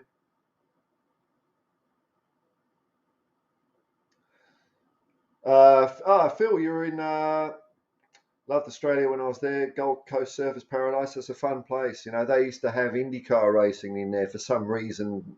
The IndyCar from America used to go to the Gold Coast. And I'll tell you what, what happens on the Gold Coast stays on the Gold Coast, man. That was so. Oh, Harvey Bay. Harvey Bay, yeah. The only time I went to Harvey Bay was I went to Lady Elliot Island for a holiday. Amazing. 5 months was nowhere. Yeah, that neck of the woods, you know, that's doing it properly. Like a lot of people come over and just stay in Sydney all the time. And look, there's a lot of the pure geography of Sydney is quite beautiful, actually. Lots of beaches. I'm not really a beach person, man, myself. I'm more of like a foresty mountain kind of person. But a lot of people just come here and they just stay at Bondi, and they're really missing out a lot. There's not much soul over there. It's an offer you can't refuse. Just joking with the boga thing, man. It's all cool, man. And no, I was not the taxi man. No, I've only been doing it a couple of years ago. It's funny the offers you get though when you're doing this gig. Right. You've driven Bathurst, man. Oh, you did iRacing. You did iRacing as well. Yeah, I did it. I stopped doing it a while ago. Me with iRacing, I actually got. I'm not humble bragging here, but I actually got really good at it. It took me a while, and I went in this championship, and it took me 3 bloody times. But when I won it, it was weird, and it's funny you mentioned the next track here, Spa-Francorchamps. I mean, this is on YouTube as well if you're digging the depths, but Spa-Francorchamps is where I won the championship, and in the last race, the only I only led the only time I ever led the championship was at the last race, and my nearest competitor was way behind, so I knew I'd won. And as soon as I knew I'd won, I kind of and I it was like, okay, I've done that now. I'm the best, and I lost all my desire to do it anymore, and I just stopped doing it. But I do like my motorsports. Yeah, mad. Yeah, I mean, yeah. Look, on Eau Rouge, the Eau Rouge Raidillon complex in Spa is something else. I mean, you can't see where you're going. It's just like vertical. You can't. That's another one you can't see on the TV. And I haven't been there in real life, but I used to do racing in virtual reality, give you a bit of a flavour, and you just can't see where you're going when you're going uphill. Mad corners flat out, man.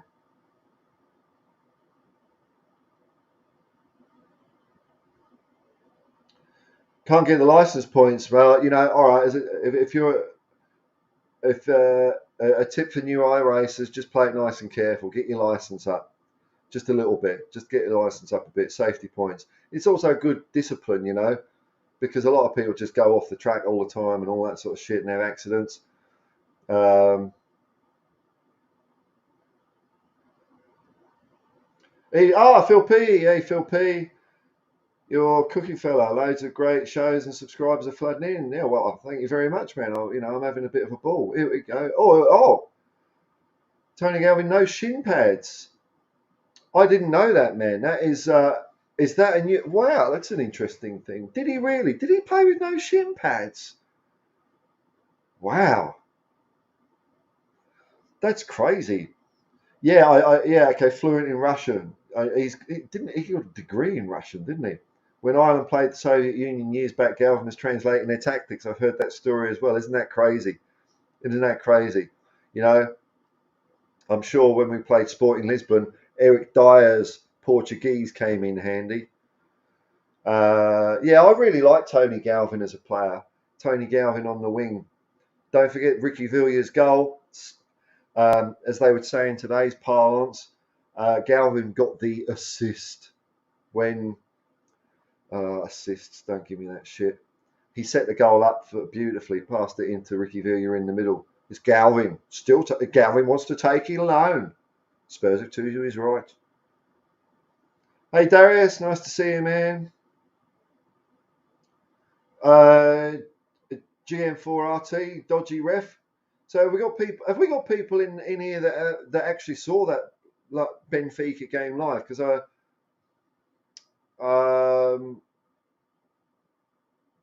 you know what? I don't think I've even looked at highlights of it. It's the reason I probably even haven't sought that out is because I know we lost that one.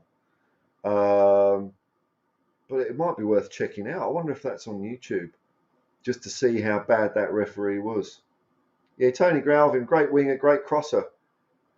I'll say that was one of those players. We had that clear out. I was sorry to see Galvin go.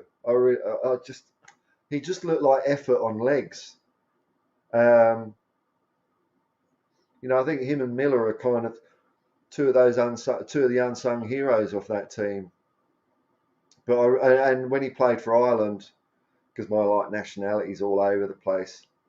I really enjoyed Ireland in the 1990 World Cup, but also 1994, especially because England didn't even get there. I really enjoyed that team. Shave the beard off and grow a Donald Trump. Maybe I could grow the beard long enough.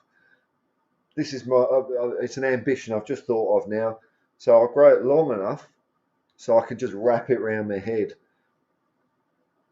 But sometimes the beard does shit me. Like if I'm having a curry and I get a bit too much curry in it, I've got to go and have a shower. Sometimes the thought does cross my head to get rid of it. And maybe one day that may happen. You might see me here and you might think, oh, bloody hell, Paul's got no chin. Because I always think, well, I can grow another one. My dad loves Greasy. Always talks about the G-Men partnership. Yeah, Gilzian and Greasy. And that when I picked my all-time Spurs 11, Phil, the reason I picked Gilzian up front with Greaves was because I remember Greaves saying that Alan Gilzean was his favourite partner to play with up front. They had that, psychic connection going on. So I just figured if it's good enough for Greavesy, it's good enough for me. Driving to Tuber asked for George, really good lad, Aboriginal didgeridoo maker and musician. Well, you know what? I will. I'm going to do that, man, because I'm going to spend a bit of time up in the blue license because unfortunately I do a bit of Uber, and in New South Wales we've got really hard road rules, right? And unfortunately, I just tipped my points over the magic 13 by going at. I know it's a crime, man. I know I should go to jail, but I went 5 kilometres over in a school zone during a 5 kilometres over in a school zone. So at the moment, while I'm doing a lot of streaming, is I'm having to take a 3-month forced holiday. I mean, it's criminal. I mean, it's so hard. It's so hard to keep a license when you're driving nearly 100,000 kilometres a year. But that's life, eh? So I've got time to do this. But I've also got the idea is when I start driving again, because there's often dead periods, and I often find myself in a nice. What I do when it's quiet, I'll go to a park or something, and that's when I'm gonna do videos and streaming. So I'm still going to be doing plenty when I'm working again, but I will be spending a bit of time in the Blue Mountains, basically sponging off a mate.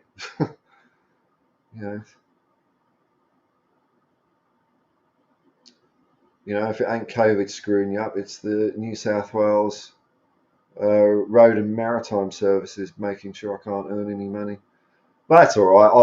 If push comes to shove, I'll just go and push some trolleys around the supermarket. There's no way I'm going back working in an office. Yeah, Kiwi. That's right, man. I need coffee. Love to visit Oz. Yeah, well, come on over. Yeah, Spa. Spa. Okay, yeah. I'll give you that nod, man. Yeah, Bathurst and Spa is definitely my favourite.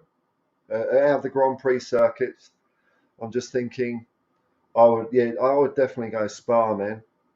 Probably because it's just a circuit I know, but it's a bloody hard circuit as well. It's deceptively simple, but there's a lot of turns on it that if you stuff up, you lose time. You lose so much time. Like there's one I forgot what it's called. As you're coming on to Blanchimont, if you don't get it right, you just see relative time just bleeding away because it's a long straight. Or La Source when you're coming, because basically if you come off La Source, you've got a straight all the way up Eau Rouge, all the way up to Les Combes.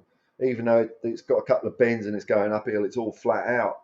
So there's plenty of places to lose time if you get a corner wrong. Phil got family in Brisbane. Harvey Bay was gutted that didn't get to see Bondi Beach. Look, man, I think you saw the best of it. I saw the stuff you saw was, you probably. To me, like I moved here to Sydney in '95. When I first moved here, I thought, wow, this place. Moving from London, this place is so chill. It's so laid back, and there was a good, healthy disrespect for authority. But now it's just become ultra materialistic, and everyone has the highest regard for authorities. Everyone's a do-gooder. You can't fart without someone. There's these apps where you can just dob people in for farting. And like you go to Bondi Beach, man, you see the sign at Bondi Beach. And I'm not kidding, man. The stuff that's prohibited, right, there's no smoking, no drinking for a start. You can't fly a kite. You can't throw a frisbee. You can't, no ball sports. So all you can kind of, no loud music. So all you can like just do is sit there and like stare blankly at the sea, and not disturb too many people, because that's where all, a lot of the rich people live. And rich people, I don't know why, but rich people in Sydney just want everything quiet. They it's killed Sydney, man. They moved next door to a pub, and then can you believe this? They complain to the council about the noise. Like it might be a pub that's been having live bands for decades. You'll get some arsehole moving next door to it. One complaint to the council is all it takes. Have to stop the live music. Pubs end up shutting. There's a pub near me. They used to have great jam nights. I used to go and play with my mates down there, and we'd have to stand outside now and then with a sound meter to make sure our music was quieter than the traffic. One complaint, and one complaint only got that pub shut down, and it's outrageous. It's like going back to racing. Brands Hatch, the residential area is encroached on a historic circuit, so they have noise curfews, they have decibel meters at a bloody racetrack. I mean, I would move near to somewhere like Brands Hatch or Mount Panorama to enjoy all that, to hear that. You don't move there and say, oh, the racing's a bit loud. Oh man, you actually were at Spa in '97 when Schumacher won. What was that race? Oh, it wasn't the wet one where I'm just thinking. I remember Coulthard did someone up the arse there when it was pissing down with rain, but that might have been a different year. Yeah, Chrissy Houghton, man, great defender. I love Chrissy Houghton.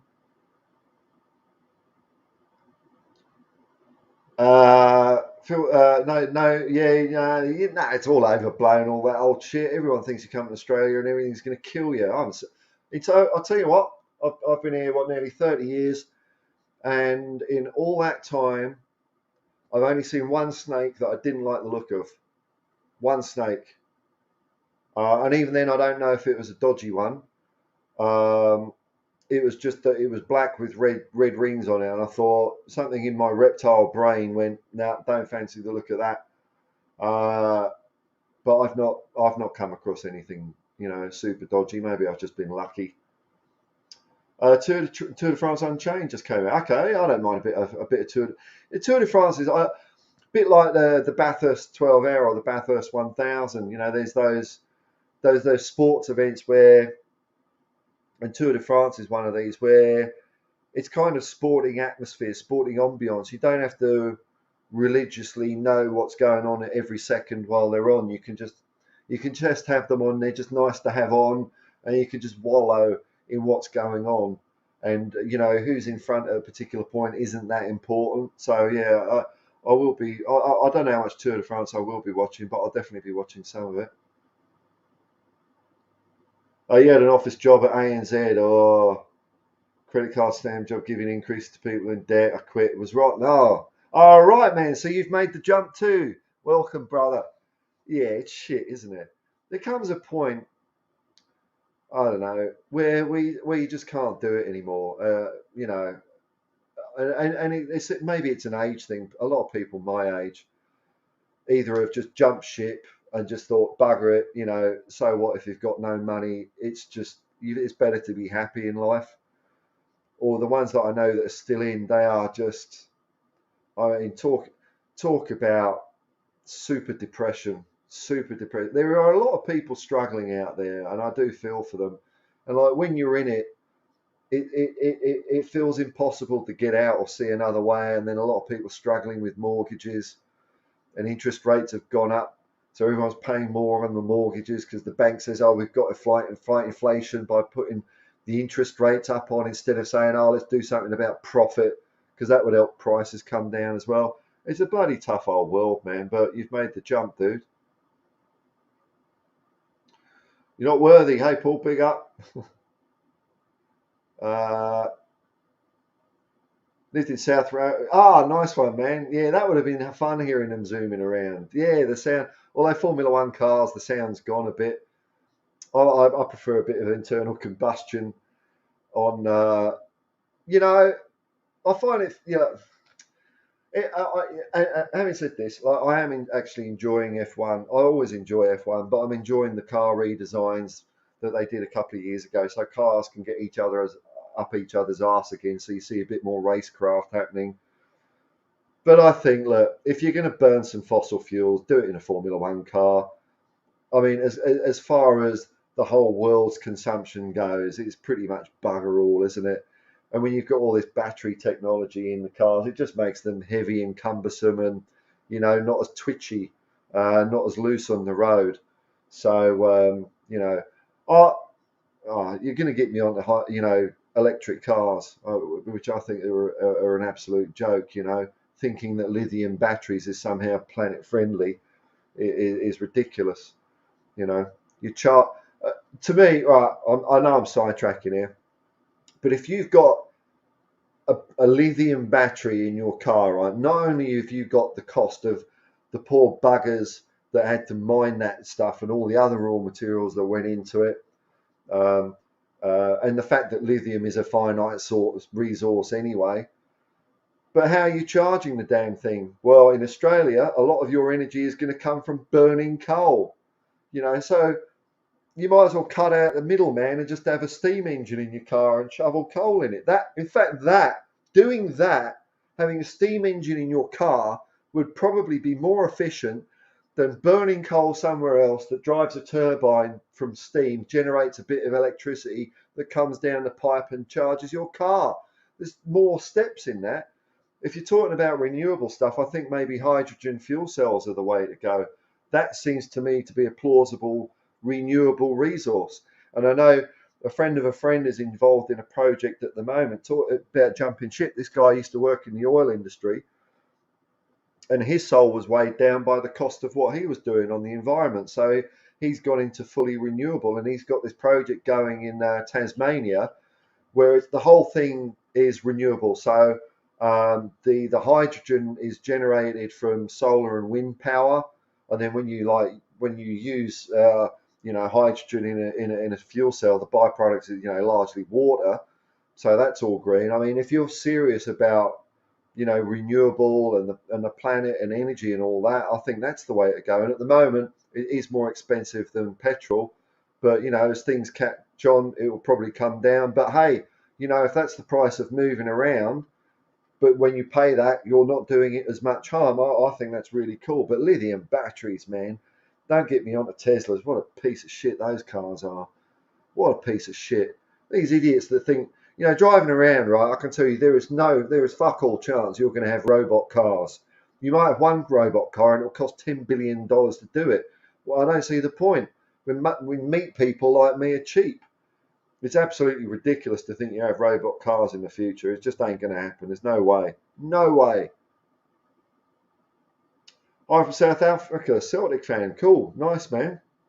Nice, man. I hope because Celtic would be kind of one of my second teams. I have a few second teams. I mean, there's Tottenham Hotspur, then there's daylight before you get to Celtic. But, Ange seems to have left Celtic. God, we're back onto football. Bloody hell. Where did we go? Celtic, I hope they do well, man. I think Ange has left you in really good stead there. And my thing for Celtic was if Ange decided to have stayed there, I think he would have had a real good European Cup run. So if you get the right manager in now to continue that work, or someone that maybe doesn't have to really reinvent the whole wheel there, I think you've got some really good times ahead. Stuffing Rangers.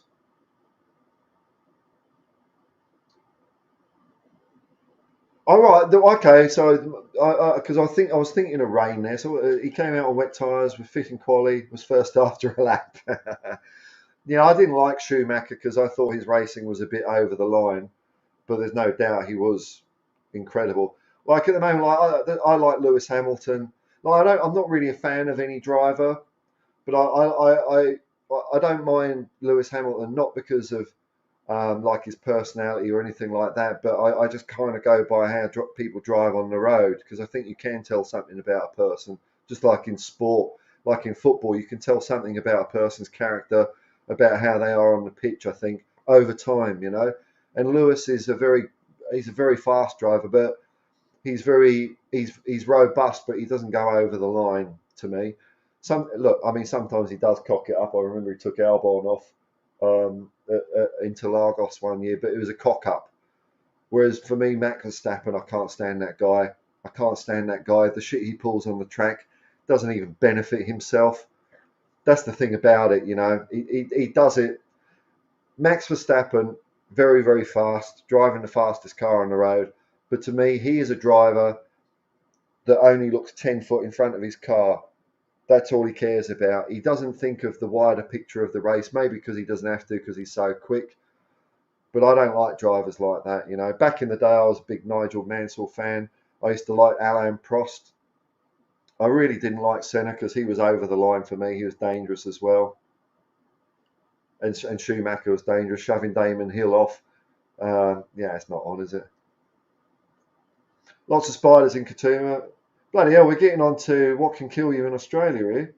Almost eaten by a python? Well, it'd have to strangle you first, mate, or you're just having a sleep or something. Nearly got bitten by a giant spider twice and almost kicked by. Oh no, kangaroos, they'll fuck you up, man. Kangaroos will fuck you up. Don't ever think, oh, kangaroo, look, they will kick the fuck out of you. You know, but this mate I've got who lives in Mount Victoria, because he's one of the people that's left his garden as nice sort of grass and kind of bushland, whereas everyone else has concreted it over and put wood chip in. He's just let nature stay there, and you get kangaroos in the background garden, so it's nice to like watch them, but you don't go fucking with them. The only time, one time I really got scared out of shit with nature was I was out camping because I've got a swag, which is just like a one-man tent, and you know, sometimes I just like to get away from it all, and go out and just camp out for a night or two.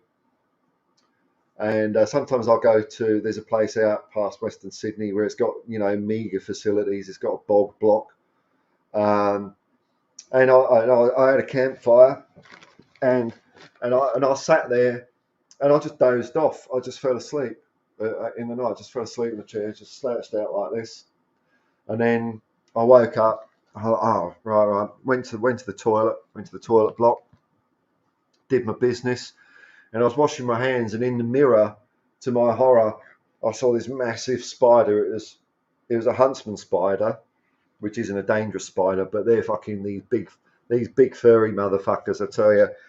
And it was just there. It was just there on my chest, and I could, ah! But then I thought, how the fuck did it get there? Because these things, there was nothing above me, so I'm thinking, what? Did it climb up my leg? You know, was I so tired that it just sort of fucked around on my face for a bit before resting there, getting a bit of warmth of my breath, like an alien face hugger for a bit? But yeah, scared the shit out of me, but not dangerous. You're actually told by the bank to target people in debt. There you go, man. There you go. There's only so much you can do unless you're a psychopath of that before, it just does your head in, man. Does your head. I got a mate who left Westpac, pretty similar reasons, all these banking arseholes, I mean, there's people struggling and they're making so much profit. All right. Can us new says, can us new Spurs fans following Ange expect any songs about fan favourite players or the gaffer at times like we're? Oh yes, man. Of course you will. Yes. Pretty much any football club in the UK does that sort of shit. Doesn't matter if it's a tiny club with 100 people, they'll still be doing it. But if you see if White Hart Lane gets their act together, yes, you definitely will. You definitely will, brother. Yeah, I know they've got the power. I know they've got the power of insane acceleration. They are fun to drive, but I don't think they're the solution, man. Oh yeah, fuck it. All right, yeah, no, all right, Phil. How long ago did you write that? Oh, I'm only 7 minutes behind. I'll tell you what.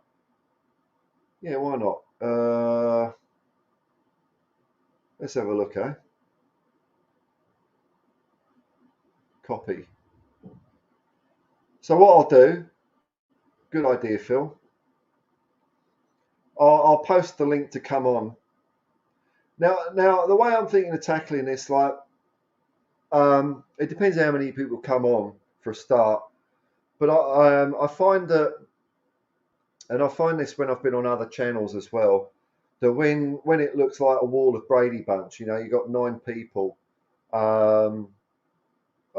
just me and myself. Sometimes I don't find that too enjoyable. Um, so when even a few people, I start, because I don't like talking over people, and because I'm in Australia, I'm on like a 1 or 2 second delay. And so sometimes if I want to say something, I really have to barge in, and I don't really like doing that, man. So well, maybe if a few come on, we'll just take it one at a time or two at a time. We'll see how we go, man. But I'll put the link in.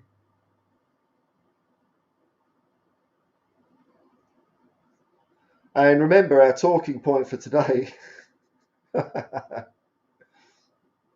is Raya agrees personal terms, according to Fabrizio Romano. And if this comes off, I'd be very happy with this. I don't know what many players are like, but I remember seeing Raya play for Brentford against us, and he struck me as being yes, I like this player. Very good with the ball at his feet. Very good with the ball at his feet, and a good shot stopper as well. He just looked agile to me. That's the picture I have of him, being agile. And he's 27 years old. 27 years old. So I think if we can get a long-term deal on that, I think that is a really good age to sign a goalkeeper, 27. So he's kind of coming into his prime. If we could have him, for 5 years or whatever, and he continues to do it, I think that solves our goalkeeping problem. So I'd be really happy if we spent the money on that. And really, I think having a good goalkeeper is so important. I don't know how much Brentford are trying to, haggle over this. They probably think that, because we're so desperate for a keeper, we've got a bit of money to spend on it. Then I think it's worth it. I think it's worth it. I'm just thinking, what other keeper could you get for less? The only one maybe Southampton Bazunu, the Irish guy, who looked pretty good. But I'd be all for Raya, man.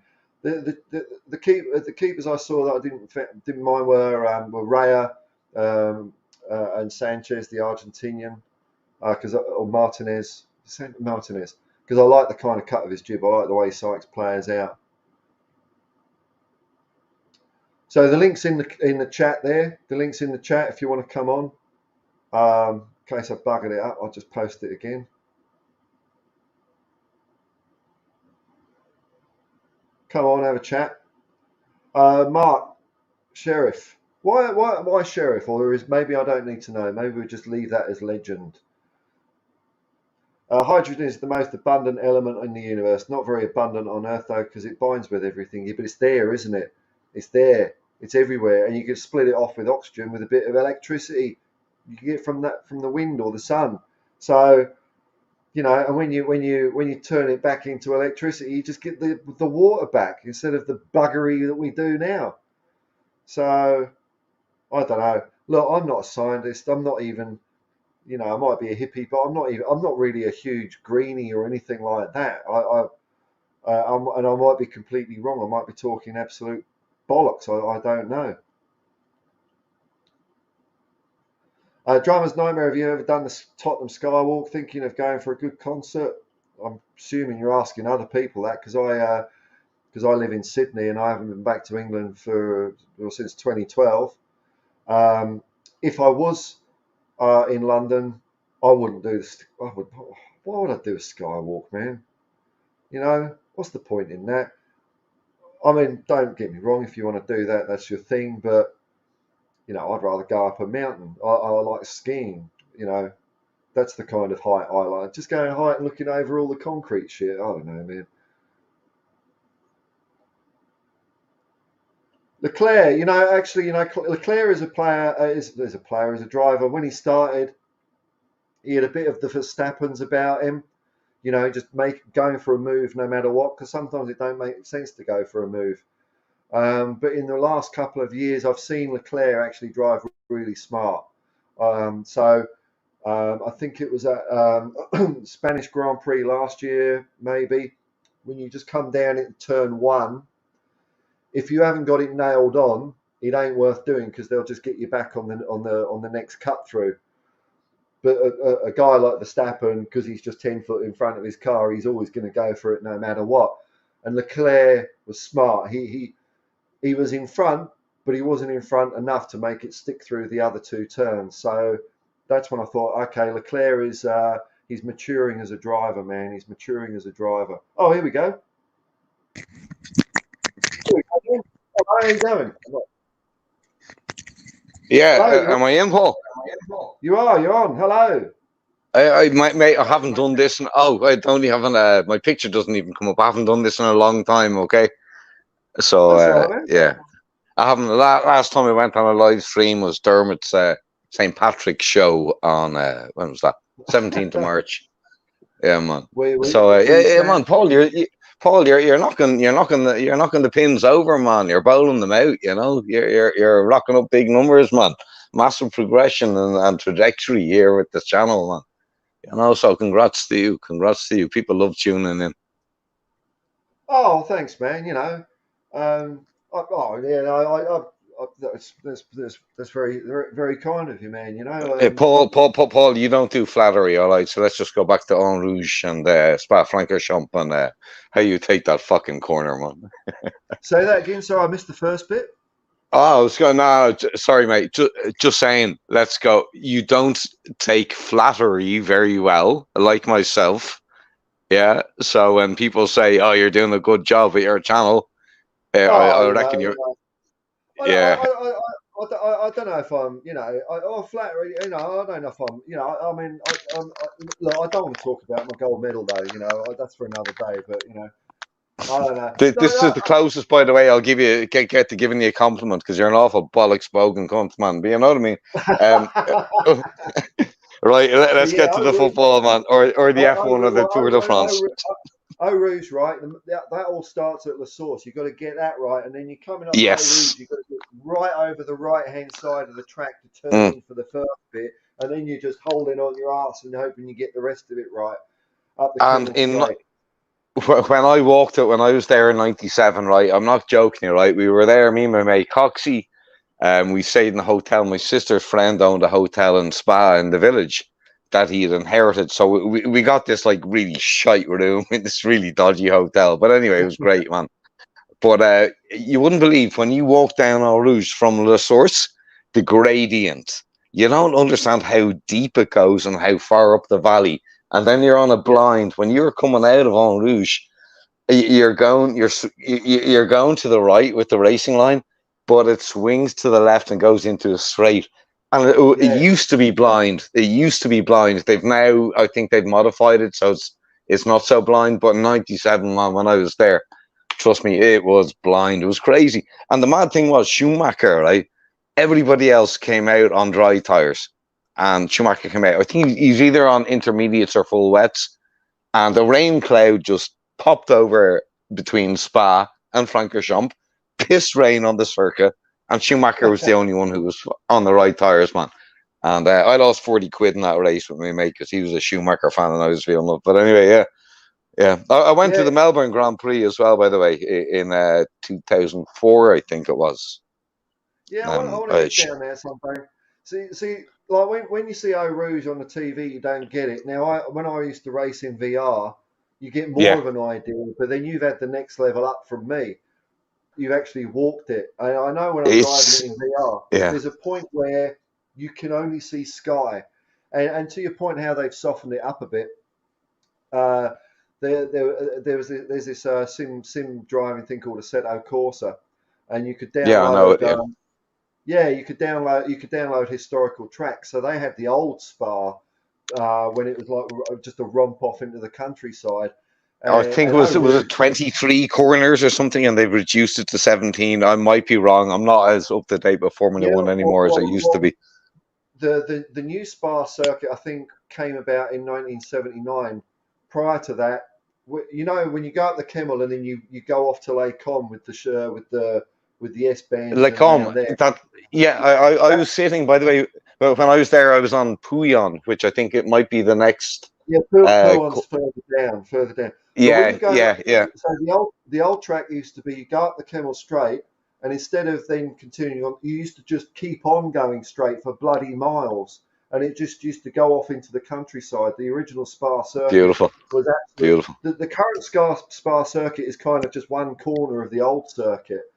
And I used to like driving in a Lotus 49, and there's this bit called the Master Kink, which is flat out, and it's where a load of drivers had accidents. I think Jackie Stewart there came a cropper, and he's upside down in his car with petrol guzzling all over him, waiting to be rescued for like 20 minutes. And that was the thing that told Jackie Stewart he better have his own medical team on hand, because if he has an accident, he ain't getting fucking helped in a hurry, you know. He was a very clever man, by the way. My dad used to be involved a little bit in motor racing, more on the sponsorship side of things, and he met Jackie, and he got Jackie to give a lecture, basically, or a chat. Now, Jackie Stewart, very uneducated in terms of academics, but an absolute genius as a man, and he gave one of those motivational speeches, whatever, because he was my dad's hero, and my dad was obviously creaming about him. But to this day, that always says that Jackie, for him, was the greatest driver of all time. But just in regards to the old circuits, man, I mean, you think about like Nuremberg Ring, I used to love that one. The original Nuremberg. Dude, we're on a Spurs channel, and you're going to lose viewers now because me and you are going to start talking motor racing. Hang on. We'll get him back. Hang on. I'll just stick that up. This will call him. We can go back to football if you want. But I just, because you mentioned the old Nurburgring, right? That was a circuit, and I was so chuffed when I finally mastered that, or learnt it, because it is so big. And incredible circuit. Anyway, you can still go there and do track days, by the way, Paul. You can still go and do track days. I'd love to do that one day. And the other thing I'd like to do at Nürburgring, I'd like to be there for the Nürburgring 24-hour race, because it's got a real party atmosphere. I love a bit of Le Mans, to be honest. The beautiful cars, beautiful, fucking just beautiful to look at, even. But anyway, sorry, man, I'm deviating, and I'm distracting you from the course of the direction of the show. Or look, let's face it, man. Let's face it. There's fuck all happening in Tottenham land at the moment, isn't there? It's off season. I mean, what are we going to? I'm not. What am I going to talk about for the next, at least until Ange joins? But what do you reckon about Raya? Let's kick off with that. Raya, I would think that would be. Well, like yourself, Paul, I'm Irish, as you can tell, from Dublin, and I would love Gav Bazunu. I've watched him play for Ireland. I watched him play for Shamrock Rovers when he was 16 years old, and like David Harris, we know how good this guy is. He's had obviously he's going to have had a rough year because he was at a team that finished bottom in the Premier League. But when I've seen him play for Ireland, and I can't claim to have seen him play for Southampton too much because I can only watch Tottenham. But when I've seen him play for Ireland, his distribution. He's a modern day goalkeeper, and he's athletic. Right. He's fit. He's agile. He's very young still, and for me, the likes of centre halves and goalkeepers, they come into their prime when they're about 27. So Bazunu's still got another couple of more years to go to get to that. But I wouldn't. You see, I think we missed the boat a little bit. I would have brought him in as a second. Maybe a year ago, when Southampton signed him. That was at the time I think we should have got him to be an understudy to Hugo. But look, man, Forrester's been a fantastic number two. I mean, he's been brilliant for us, so I can't knock him at all. And obviously, with the way Lloris, I'm a bit with Jacob on the Lloris theory. I think he just bottled it and said, "Feck it, I'm giving up." I'm with you, man. I just on Irish goalkeepers. I haven't actually seen them play for Ireland, actually, but Ireland's got a pretty good pedigree of keepers with Packy Bonner. I remember him playing; he was great for Ireland. And Pat Jennings, Pat Jennings. I know there's a border in the way, but we'll get rid of that. Hey, mate. There's no borders on my island. Okay, it doesn't matter to me where you're from. You know what? According to Ireland, there isn't, because when Brexit happened, because I live in Australia, I thought instantly my British passport is now worth a load of old wank, and I thought if my kids ever want to travel around Europe, I want to give them the option. So I'm an Irish citizen as well, because they think like if your parent is born in Northern Ireland, it still counts. Come on in. So I thank think you. there's a loophole that I can have a British passport because my parents were married in London and my brother is born in London. So I think if I wanted a British passport, which, well, obviously because of Brexit, I don't, but I think I'm entitled to. There's something to do with where your parents, your grandparents are born. Oh, Barry. How we doing? I just saw Aaron in the chat. I saw him come on. I thought, I can't miss this opportunity to share screen with two legends at this time of night, you know. Yeah, but Well, Barry, unfortunately, my screen ain't working, mate, and you still owe me 10%. I know, but I know what you look like, so it's fine. Yeah, ugly mug, mate. But Barry, where's my 10%? You do realise that this whole phenomenon of Barry Funny Sanders was created by me, and this bastard owes me 10%. His real name is Nick. Anyway, we'll let it go, Barry. I mean, 10% of fuck all is still fuck all, right? So yeah, man, I'll take it. It's more than or sorry, well, how would I say? It's more than what I gave to Bob, or it's less than. I don't know. Anyway, we won't talk about that. Right. So,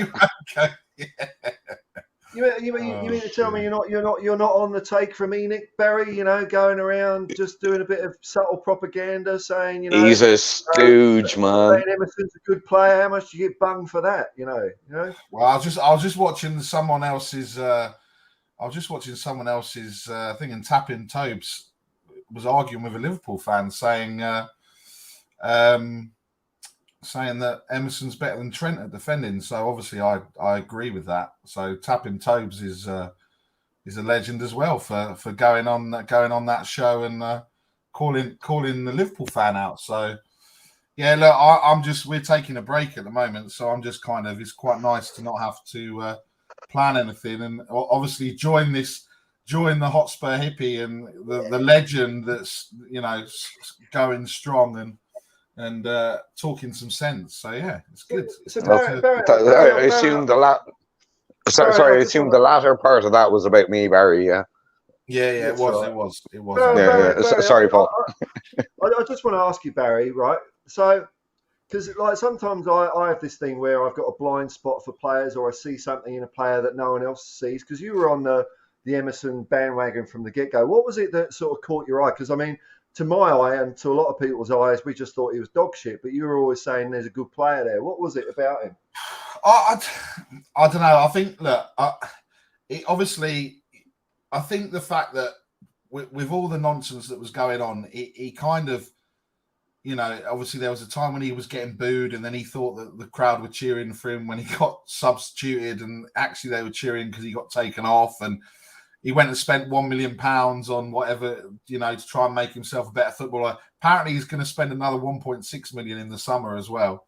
And just looking through his Instagram and his just looking through everything that he does, I just think he's just, do you know what? Actually, he cares, right? And a lot of those players on that pitch don't care, and a lot of it you can't get it in work or in life or anything else. You can't get people to care. You can teach them how to take a free kick or do all these types of things, but ultimately you can't tell them to care. And going back to what you were talking about with Hugo Lloris, that I'm with Jacob, I'm with Aaron on that. What happened at Newcastle? He's clearly had a massive argument in the changing rooms, and they've basically said you're not going out on that pitch. And from that, there was the injury for the rest of the season. And look, it was funny. We all go back and on the We Are Tottenham TV group, everyone's, someone makes an opinion. You know what it's like on all the WhatsApp groups. You make an opinion and someone goes back and finds it and says, "Oh, look what you said about this player." And they couldn't find one bad word from the moment he signed. And look, I just think sometimes you just got, like you with Ange, you were there with Ange from the start, and it's come true. So look, sometimes, I'm not proclaiming he's the best defender in the world. He's the best defender in the Premier League. But do you know what? When he goes out on that pitch, for all the hate he's had, he puts a shift in, and the rest of the team seem to love him. And hopefully some of the fans will hopefully come around and start loving him a little bit. But that for me is, I'll take all the laughing and joking about it. It's not a problem. But you know, ultimately, if he's you know, Big Ange is playing a back four, so you know Emerson's a better right back than he is a right wing back. So maybe there is a future for Emerson there. So you never know. You never know. But look, well, I'm with you two on. You've got me on the edge of my seat now. I've perked up. I'm with you two and Jacob on the Hugo thing. What I reckon happened is, and the reason I'm saying this is because he did the press conference afterwards, and I reckon if there was a big bust up in the dressing room, that they wouldn't have let him do that. So I'm kind of thinking he was even more cowardly. I think he just said, "I'm injured. I can't do it," or whatever. I don't think I don't think he was had the balls to have a big bust up. But I mean, do you think he's pulled a Romero and said he's injured? And mention Jacob when he appears. By the way, I don't think he faked an injury or anything like that. I think he just literally downed tools. He just gave up. I think that the injury thing was spiel that came out afterwards, man. You know, I'd say he just threw a French tantrum, you know, and didn't want to go back out. The thing was, it was so bloody. Well, it looked really obvious to me because at no point in the first half did he pull up, or Foster wasn't like warming up at any point or anything like that. And I remember watching that game when Foster came on in the second half. That was what the fuck, you know? Where's Hugo? I don't know. I never really liked Hugo as a captain. I don't think the goalkeeper should be a captain in the first place, you know? Yeah. Are you excited about Raya, Barry?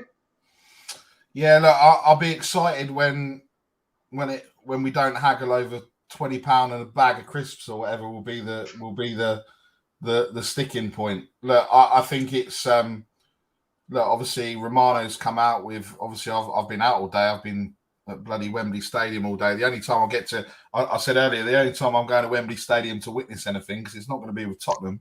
What were you doing at Wembley? What was going on? It was a capital summertime ball, so I took one of the kids. Nice. Which yeah, well, you say it was nice. I got stung for about 80 quid in food and drink and everything else for her. She was just as well. It wasn't at the Levy Arena, man. Well, yeah, exactly. Well, yeah, well. To be fair, it definitely would have been cheaper. It was like something like, what was it? I was looking at it. I was going, I'm glad I'm not drinking today. It was something like, I think I paid £5 for a bottle of Coke for her, and a beer, not a pint of beer, but it was a pint. But it was a pint in a can. Was 10 quid or something stupid. It was. It was absolutely horrendous. But yeah, I just hope. Obviously, I saw the news just as I kind of came in. We've agreed personal terms. And the long-term contract is almost agreed, but ultimately, it's going to be around. Brentford want 40 million. They know we want they know we need a keeper. Who's going to blink first? We've obviously been quite vocal and said we don't think he's worth 40 million. But look, sorry, do you know what the official bid that we've made is? No. Whatever it is, it's 5 million less than they want. Yeah, that's exactly. I mean, I heard it was around half that Tottenham were probably. Yeah. He's got to stop this. Look, I'll be honest. I'm sick of Enoch out. I've been adamant and vocal about my stance on Enoch for the last 3 years since COVID started and the lockdown, and we all jumped onto the YouTube thing. I've been Enoch out like several people since the Yall days. Okay, Martin Yall. I was living in Australia at the time and he got sacked. But a lot of that has become a little bit too twisted for me of late. Yeah, you know what I mean? And this is why I'm looking forward to Ange, because I want to see the fans coming back together. It's, you know, I want to see us all getting on board with something and just enjoy football again, to be honest, Barry. You know, I know we're all staunch Enoch out. We don't like Enoch, but for me, reality is they ain't going nowhere, man. And the next best thing for me is get back to a bit of joy, you know. I think Ange will bring that. I mean, I went to more away games this year than I did to home games. I went to 4 away games and 2 home games, and the home games I didn't really enjoy. I mean, look, I finally saw an away win at Leeds in the last game of the season. But obviously Leeds were just so bad, it kind of didn't matter. But I think there's a different atmosphere. There's a different engagement. You feel it's a lot more enjoyable. Obviously, it's more of a, it's not actually much more than probably a day out of going to a home game, but even going all the way up to Leeds. But it's probably like when my uncle I had three uncles that live in London, and well, one is back in Ireland now, but they're all Tottenham fans. That's why I'm Tottenham. But when I used to go to games in the 80s and early 90s, I imagine that's the kind of atmosphere that you get now at away games that you're not getting at the new stadium. So yeah, I'd probably be more interested in going to away games myself now, than I would be to go to the new stadium. And I haven't set foot in the new stadium. And I won't. I just can't on principle. I cannot do that. I'm sorry. Look, Aaron, I think you're right, mate. I mean, look, I was at Anfield. Those emotions that day was just like 3-0 down, to then come back and then to then lose it so quickly. It was. I mean, when you look at the whole day, yes, the result was disappointing. The emotions, your emotions were everywhere. But it was just, we would just sit there thinking, look, we're not asking. We know what we need. We need a new goalkeeper. We need a centre back, maybe two. We need an attacking midfielder, something different rather than because Skip, Basuma, Sarr, Højbjerg, they're all pretty much the same sort of player, right? We haven't seen Basuma in what he should be doing, and the rest of them are all pretty similar. Obviously, apart from Bentancur, who's out injured, and I'll be surprised if he comes back in December. He'll probably get. Bazuma's actually. I watched again. I don't want to base my knowledge of a player on YouTube, but I watched Bazuma playing for his national side, and he's actually got a decent shot on him. He's one of those lads. He's no Stefan Freund, put it that way. You know what I mean? The shots go on target, like when he bashes them from outside the box. So I'd be curious to see if he was playing slightly more forward. What he could produce. I mean, we don't. And I think you're right. It needs to be. I think what's happened, we've all got lost in everything that's kind of happened, and we just don't enjoy it. I go there because I want to see people. I don't want to go there because I want to enjoy the football, because I've certainly for the last few years not enjoyed the football. But look, if Brentford want 40 million and we're signing on a long contract, which you're probably looking at 5 years, 6 years. That's nothing over the length of the contract. No, I'd snap him up. I'd snap him up at 40 million. But yeah. We all know where the money is, though.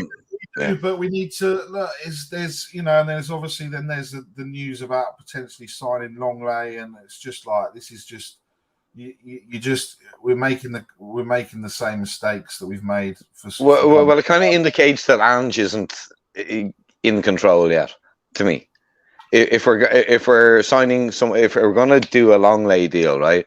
Obviously, that's Levy. It's nothing to do with Ange. Yeah. So that is an indicator already that is he going to get what he wants. For 6 million as a backup, I'm not upset if I'm honest by it. 6 million for a backup, but where's where are we? I mean, look. I mean, obviously, there's talks. The three people that or the four people they're talking about is Raya, Kilman, Guay, and Maddison. I mean, if those four came off, plus a Longley, but I think the issue is there's so many questions over those loan players. I think that the only way that we get rid of them is if we're ripping up contracts, and I think that's this is the thing, Barry. I was being an absolute miserable Nelly this time last year, talking about. And Kuva was too, except he does it in a less miserable way than I do. Talking about all of these players coming back that we're loaning out, and how it's going to have to be dealt with, and how Conte won't be here. I, of course, got the usual, oh, you're negative, you're miserable, blah, blah, blah. But, I mean, this is the reality now. This is what we're facing. This is what Ange is facing. A bunch of players coming back, a bunch of players that need to be shifted out. And, I mean, we're talking about a complete overhaul of the squad. And, of course, we're juggling Kane and Son. He's got such a massive job ahead of him, because, I mean, he's got all those people coming back like ex-wives asking for more money, and then he's got a team now that has been drilled and trained in defensive, pragmatic, bullshit, counter-attacking football for 4 years, man. 4 years. Yeah. So it's going to take him time to just switch their heads around that, you know. And to Mason's credit, I think he started he at least, like, in the last few games of the season, even though we were still shit, there were still like moments of what I would call Spursy, because I know people say Spursy is bottling it, but to me, Spursy is, you know, a bit of champagne razzle dazzle. And there were moments of that I hadn't seen for quite a while under Conte. But, you know, Ange has got to get through it. I just want to get onto this from Tot Spurs here, because he's bringing up the subject of director of football. Now, Ange does a lot of his own recruiting. When he was at Celtic, he did most of the recruiting, although he didn't do all of the recruiting because Dermot Desmond still made a few purchases here and there. So he really had to get in Dermot's ear and say, look, I'm the gaffer. Look, I've said this a few times. My thing on a director of football is I don't give a shit because I don't think it's a necessary position if you've got the right manager in place. But I know I'm pretty alone on that.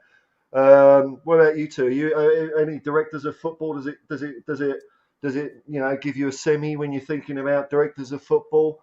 Anyone on the radar? What do you reckon? No, I think it's never. If you look at how it's worked before, other than Paul Mitchell, it's not really worked, right? So it's trying to have that. It's trying to have that person in there that has that kind of. You've got another. Obviously, Scott Munn's there now. You've got another layer between the board and the management. I don't think if for example, if Postecoglou doesn't work, doesn't work with a director of football, then I don't see why we need one, right? If there's so many more, like, again, it's another question. We're waiting. Obviously you can then argue, well, look at all the other people that have a director of football. Yeah, if you have the right one, it works, and everyone and we have a plan and we build something, then that's fine. But we're in such a mess that at the moment, I think it's kind of unnecessary, and it's not really worked, has it? Obviously, you know, we've had we've had one that could only sign players from Italy by the looks of it, and all right, okay, we've Romero, Bentancur, Kulusevski, would you say, you know, they're all good signings? I'd probably disagree. Bentancur, we don't know how he's going to come back from his injury. Kulusevski's been off the ball, and Romero's reckless. So yeah, you could argue that they weren't great. Mind you, he did sign Emerson, so I guess he did well there. So what are you what are you hoping for next season, Nick? Are you because I don't think I've really heard you talk too much about Ange. Are you on board with Ange? Excited, or, you know? Yeah, look. So obviously before, I'm not going to do a Mr. Box Office and just use my eyes when I go to the stadium. Obviously, I've been doing some research from Danny Kiriakou, who sent that video around. There's obviously the quotes that have been coming out about. We don't pop champagne corks for clean sheets and everything. So look, I like the way.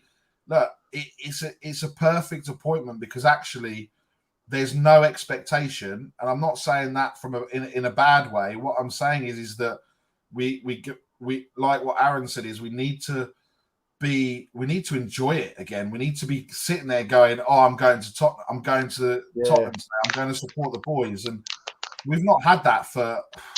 I think the last time that we really felt that it meant anything, and it was only because of what was at stake, was the North London derby 2 seasons ago, when obviously, you know, we knew we had to win and there was something on the line. But before then, I've not really. I'd much rather go and sit there and do the watch along for We Are Tottenham TV than go to the game and sit there and just be, you know, if I'm gonna be put through the pain, I might as well, you know, chat to people and commentate on it rather than sit there and just be like, and save 100 quid. Do you know what I mean? Yeah. Well, and also, the parking, then food before, then drinks after. you sat there going, Christ, I'm spending £100 just on, just to go and watch those bunch of idiots on the pitch. So for me, I just want to enjoy it. I just want to see attacking football. Yeah. And look, I'm not going their first game, and because there'll be some Spurs fans that'll be like, oh well, told you he wasn't any good. Guys, we need the one word we need is patience. He's got a 4-year contract, and at the end of the 4 years, if we give him the 4 years, I'm 100% convinced we're going to be in a better state than we are now, because we can't be any bloody worse. So we'll be in a better state in 2 years if the fans. Yes, and it's down to the fans giving Ange 2 years. It's up to the fans. I'm sorry, before my internet cut out, Paul, you had asked a question, our opinion on a director of football, and and I also saw a question from Ellie saying, "What's a semi?" So I would like to give the same answer to both questions. Both a semi and a director of football are useless. They achieve nothing. All right. So that's my opinion on that. Yeah, directors of footballs and semis. I'm with you, Barry. Like the moment that I thought, because I followed Ange for years, and the first time I saw him was in that interview with Craig Foster that a load of people seen. I saw that live on TV, and so I was following his career. But it's really when he was at Celtic, and I saw that rapport he had with the fans, and how he got them going, and they got him going. Because I already kind of knew how he played football. That's when I thought, bloody hell, man, if there's one club that needs something like that at the moment, it's Tottenham, because it's just, I can only gather the atmosphere from watching it on TV. And you're right, like the North London derby, when we walloped Arsenal, I saw Ben and Sim's like match day vlog about that, and I was really excited just watching it, because I was thinking, bloody hell, okay, there is an atmosphere at Tottenham. This is great. But apart from that, you can't hear it. You can't hear much on the TV at all. I mean, you can hear the odd Enoch out, or you could hear the fans singing for Pochettino, which, I mean, bloody hell, man. So what I'm hoping for from this year is that Ange gets the fans going, and like yourself, man, I just want to see football that puts a smile on my face. I don't want to get up at 2:00 in the morning and feel fucking depressed for the rest of the week after, wasting my time. I just want to see something that makes me smile. And Paul, you know what those Greek Aussies are like, man. Testosterone, those little, the muscles are pumping, man. They're full of testosterone. They're giving it large, man. And it's infectious as well, Yeah. And I reckon the way the season will go is, I think, we might have a bumpy start, but we'll start to see what Ange is trying. And I would appeal to all, be Enoch out, Enoch in, whatever side of this ridiculous debate that we're having, or argument, a division. It's got to stop. Everybody's got to get behind the new manager now, because we've no alternative. And like I was saying, I think that Ange we'll have some signings in the summer, whatever that is. I don't think it's going to be a huge amount, but as long as there's a goalkeeper and a central defender, I'm kind of happy for the moment. Then Ange will work on his system. We might get another 1 or 2 in January, and I think we'll actually finish the season pretty strongly. But I don't know if it will be enough to top 4, any of that shit, because I think we won't be able to catch up the points we'll lose at the beginning. So I'm just hoping, it'll be a season of, momentum. We'll see us growing, and by the end, we'll be happy. And you never know, we might even go deep into a cup, because Ange ain't gonna fuck about putting out shit teams and not caring about cups. When he was at Celtic, one of the things he was saying there about his first League Cup, which, in Scotland, that's the minor cup up there as well. It's, he knew that the Celtic fans demanded success. I know it's a 2-horse race, but, you've got to get some trophy runs on the board. And I think that's the way he'll attack the League Cup and the FA Cup in this season. So if we get to all I don't want to see is, man, the low point of last season for me was Sheffield United, man. That was Forest as well. Don't forget that one. Forest was bad, Yeah. But I think for me it was Sheffield United because that was our last. I mean, that Yeah. that was a big hope as well, and we just didn't show up with the team we picked. The players didn't show up on the pitch. It was so ordinary, and I don't think with Ange he's not going to let players have that attitude, and I don't think he's going to pick a shitty team. So Ange needs an intro song, mate. I was thinking like Aussie, kind of British, like AC/DC, Highway to Hell, or something like that, man. You know. I'm sure the fans, out of nowhere, a chant will emerge. That's what I liked about Spurs. You just get these crazy songs happening. I don't know who writes them or how they start or whatever, but it seems Barry to be writes them. Barry writes them. Barry's He's the mystery writer. Yeah. I'm not. I'm definitely not. I think there was Did you find out who wrote that song about you, Barry? No. Did you not find out yet? No. Whoever That's he is, mad. He's a genius, man. Whoever he is a genius, right? Because I literally it's just reminded me because I was waiting for a few more. Because I was talking to him and I said, "Oh, can I play the song?" And then you're happy for me to be and like I'm literally like, it's the guy. Obviously there was one about Jack and Dave. They did one about Bugsy, then me, and then it kind of stopped. So I was like, and we were all trying to sit there. We were thinking, some of the stuff though. This is what's the confusing part, right? Some of the stuff that I mentioned could only be. I must have only mentioned it about 2 or 3 times, right? So to be that person that would know exactly what I was talking about, I'm thinking it's got to be someone that comes on stream that knows and talks about it. But then I'm like, Ben Kaufman, maybe, No. So there was 3 that we kind of narrowed it down to, right? There was Ben Kaufman, there was Johnny Einstein, and there was Cody Mack, because all 3 of them play the guitar, right? And they're musically kind of gifted. Johnny's really gifted, man. I've heard him. But I'm like, I don't know, because I don't know if they would, or it's like a real kind of like mind fuck, if I'm honest. But look, it's probably Rez, man, pulling your strings, dude, behind it. Probably. But look, that guy is incredibly talented. But I just, I don't know. I've got to. We'll have to. Yeah, Paul, if you ever have a chance to listen to this mystery songwriter, he's brilliant, and fair play to him for remaining anonymous. Where's this, or what is this? I'm not sure. I'll put the account in the chat. Okay. So you can like, and it's not just the Spurs thing. He literally comes up with a song literally like every single day. Whoever it is so talented. It's unbelievable. Is this the guy that I've seen on Twitter? Like, he just is like a sheet of music? Yes. Yeah. Okay. Gotcha. Yeah, I saw the one he did about Ange. It's tops. Yeah, just every single day he's like releasing music. It's got like 887, but just incredible. Just to That's the guy.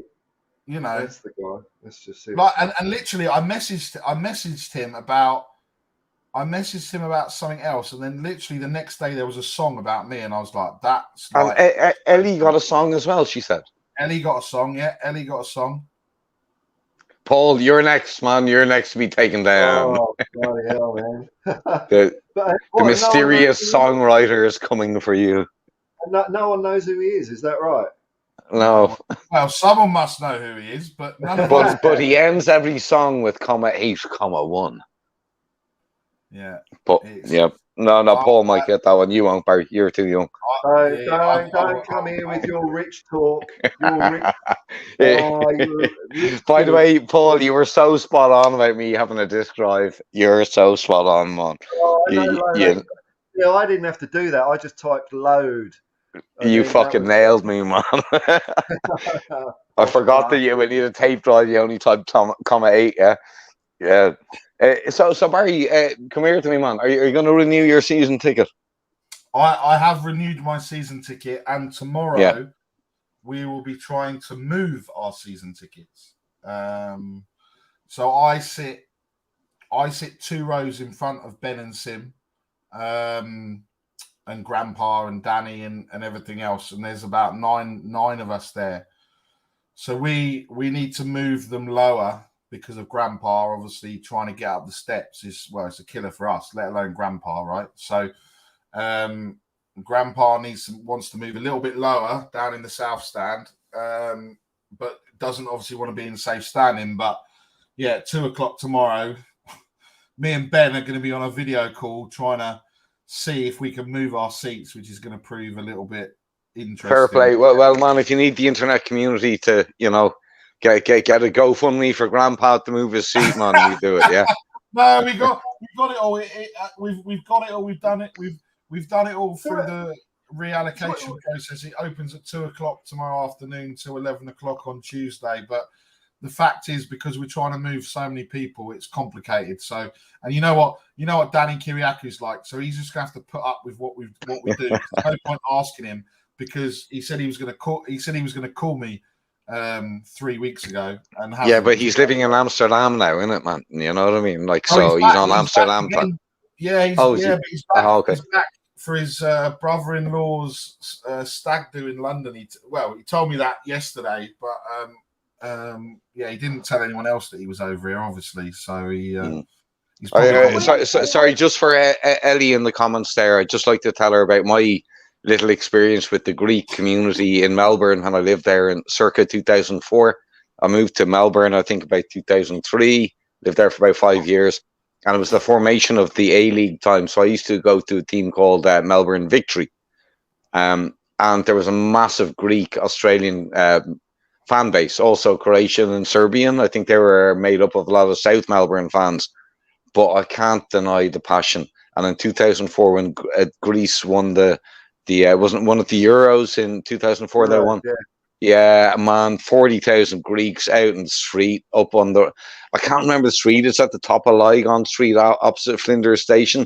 Loads of Greek restaurants, man. It's near Carlton, and did you know where I mean, Paul? Yeah, it's between Chinatown and Carlton. And it was just madness, man. It was like Athens had come to Melbourne, and so that's where I kind of. And I played for a Greek team. I can't remember. I played for two teams when I lived in Melbourne. I played for a five-a-side team that were Vietnamese Aussies, and I was the only white guy. And I played for a Greek team 11-a-side team, and we wore pink jerseys, and that's all I can remember. But the passion out of them. Man, my local non-league team is Gleysville and Ride Magic, and they're a Greek-based team playing in the high echelons of New South Wales Division 3, and they got thumped 5-0 the other day by the Sydney University Toffs. But I think the NSL used to have a much better atmosphere than the A-League. Oh, I just want to ask you, just the thought crossed my head here. So back when I was going to Spurs, like, buying a season ticket was a piece of cake. Can I have a season ticket? And they go, here you are, and you get this little booklet. When did all this madness start with, like, I mean, I sometimes I hear figures of the waiting list being, I don't know, 60,000 or so. When did that really... I've heard 120,000, Paul. I think it's exaggerated numbers, to be honest. You reckon it's bullshit? But when did it start being like that you just couldn't get one, that you had to wait and be put on a waiting list for years? Well, it would have started at White Hart Lane because of the capacity, right? And then obviously when we were at Wembley, it was obviously a lot easier. But obviously they wouldn't have overcompensated because they then wouldn't have been able to guarantee people season tickets in the new stadium, right? So obviously when you get a One Hotspur membership or One Hotspur Plus membership, you get One Hotspur Plus membership, which is more expensive by a $5, I think.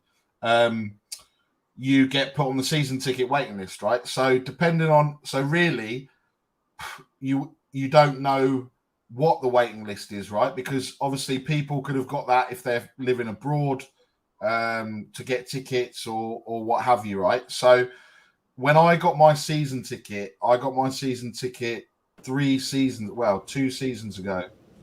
So this will be the third season that I've had a season ticket.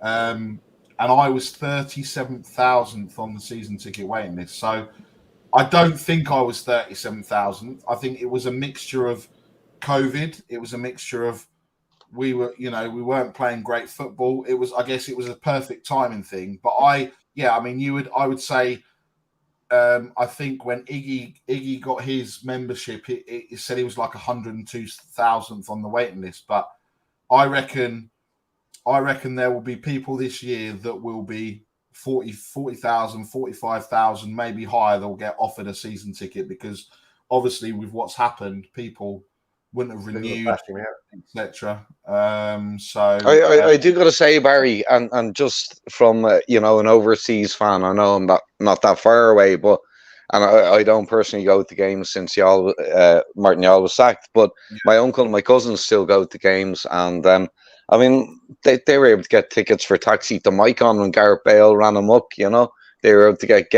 tickets to AC Milan next year.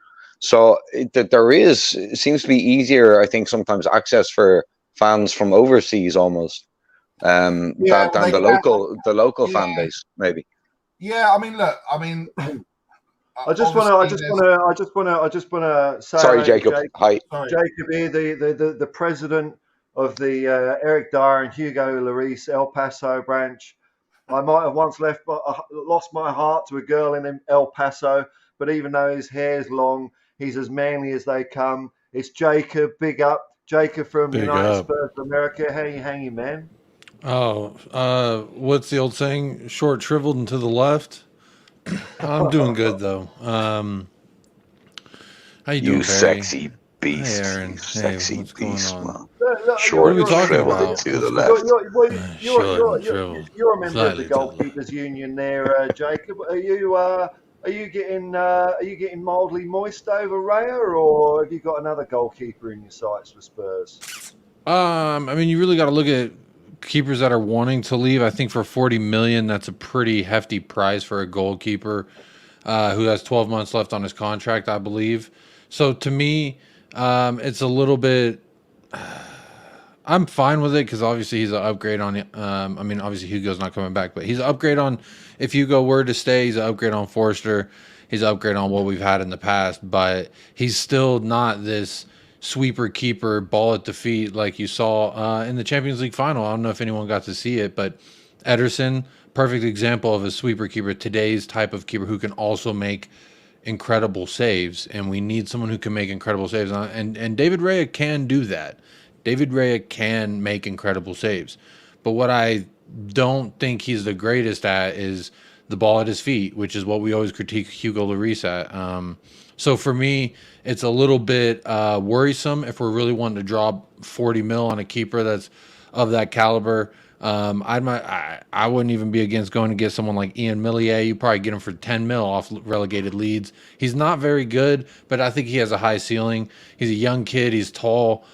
He's got the right kind of mindset, but he did say something positive about Chelsea today, so that might rule him out of the running. Jacob, would you be willing to put him in as our number one? I mean, you need an experienced person, No, but I mean, if we're gonna work on this restricted budget, on this budget that is so thin, I mean, what are we even talking about? I've heard 100 mil, I heard 75, I heard 50, plus the other 100 that they ain't spent from last year, and so I'm hearing all types of crazy numbers. And either way you shake it, if we're talking 35 is too much for a Kulusevski, 40 mil for a David Raya. Yes, it upgrades the goalkeeper position, but I just worry that maybe, I mean, it's not my money at the end of the day. So if we get him, I'm going to be happy for the player.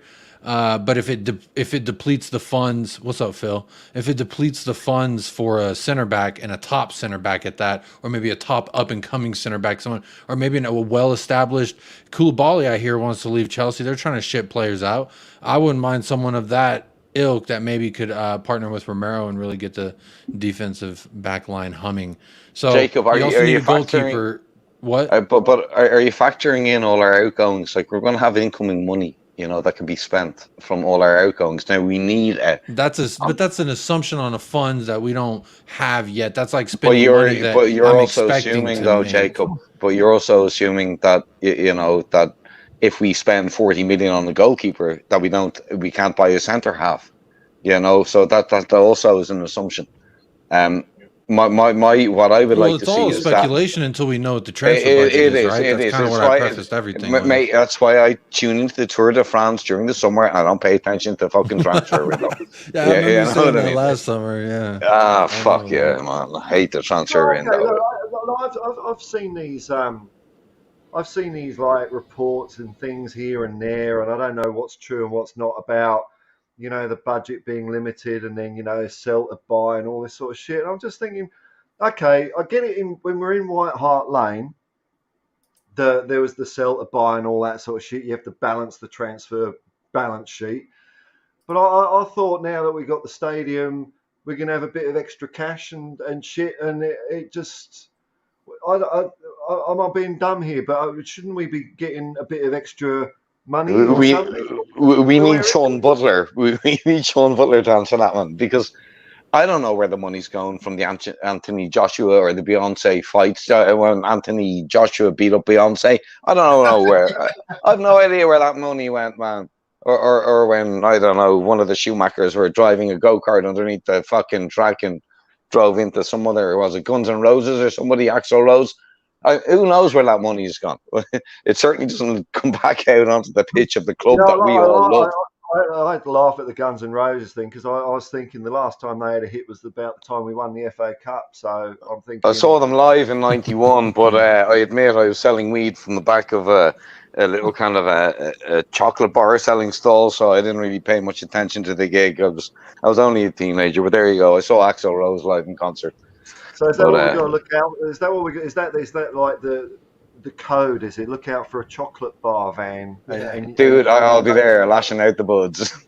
Oh, dude. What about? So I wouldn't mind Bazunu myself from Southampton because I mean he's probably going to be a bit cheap. I mean he's not going to want to hang around Southampton. He signed a new contract last year, and I think it's a pretty hefty one. Yeah, I think he signed like a 4-year deal, so he'd be in the millions. Probably not over 10 million though. Not over 10 million. I mean, yeah. Look, I mean, this like you mentioned that about Raya. This no one Spurs at Spurs have got their eye on the ball, have they? They're just. I think they're not looking out. It's a good. I mean, he's been a quality keeper for Brentford. They've had a great season. He's had some really good saves for him. So I think the price tag.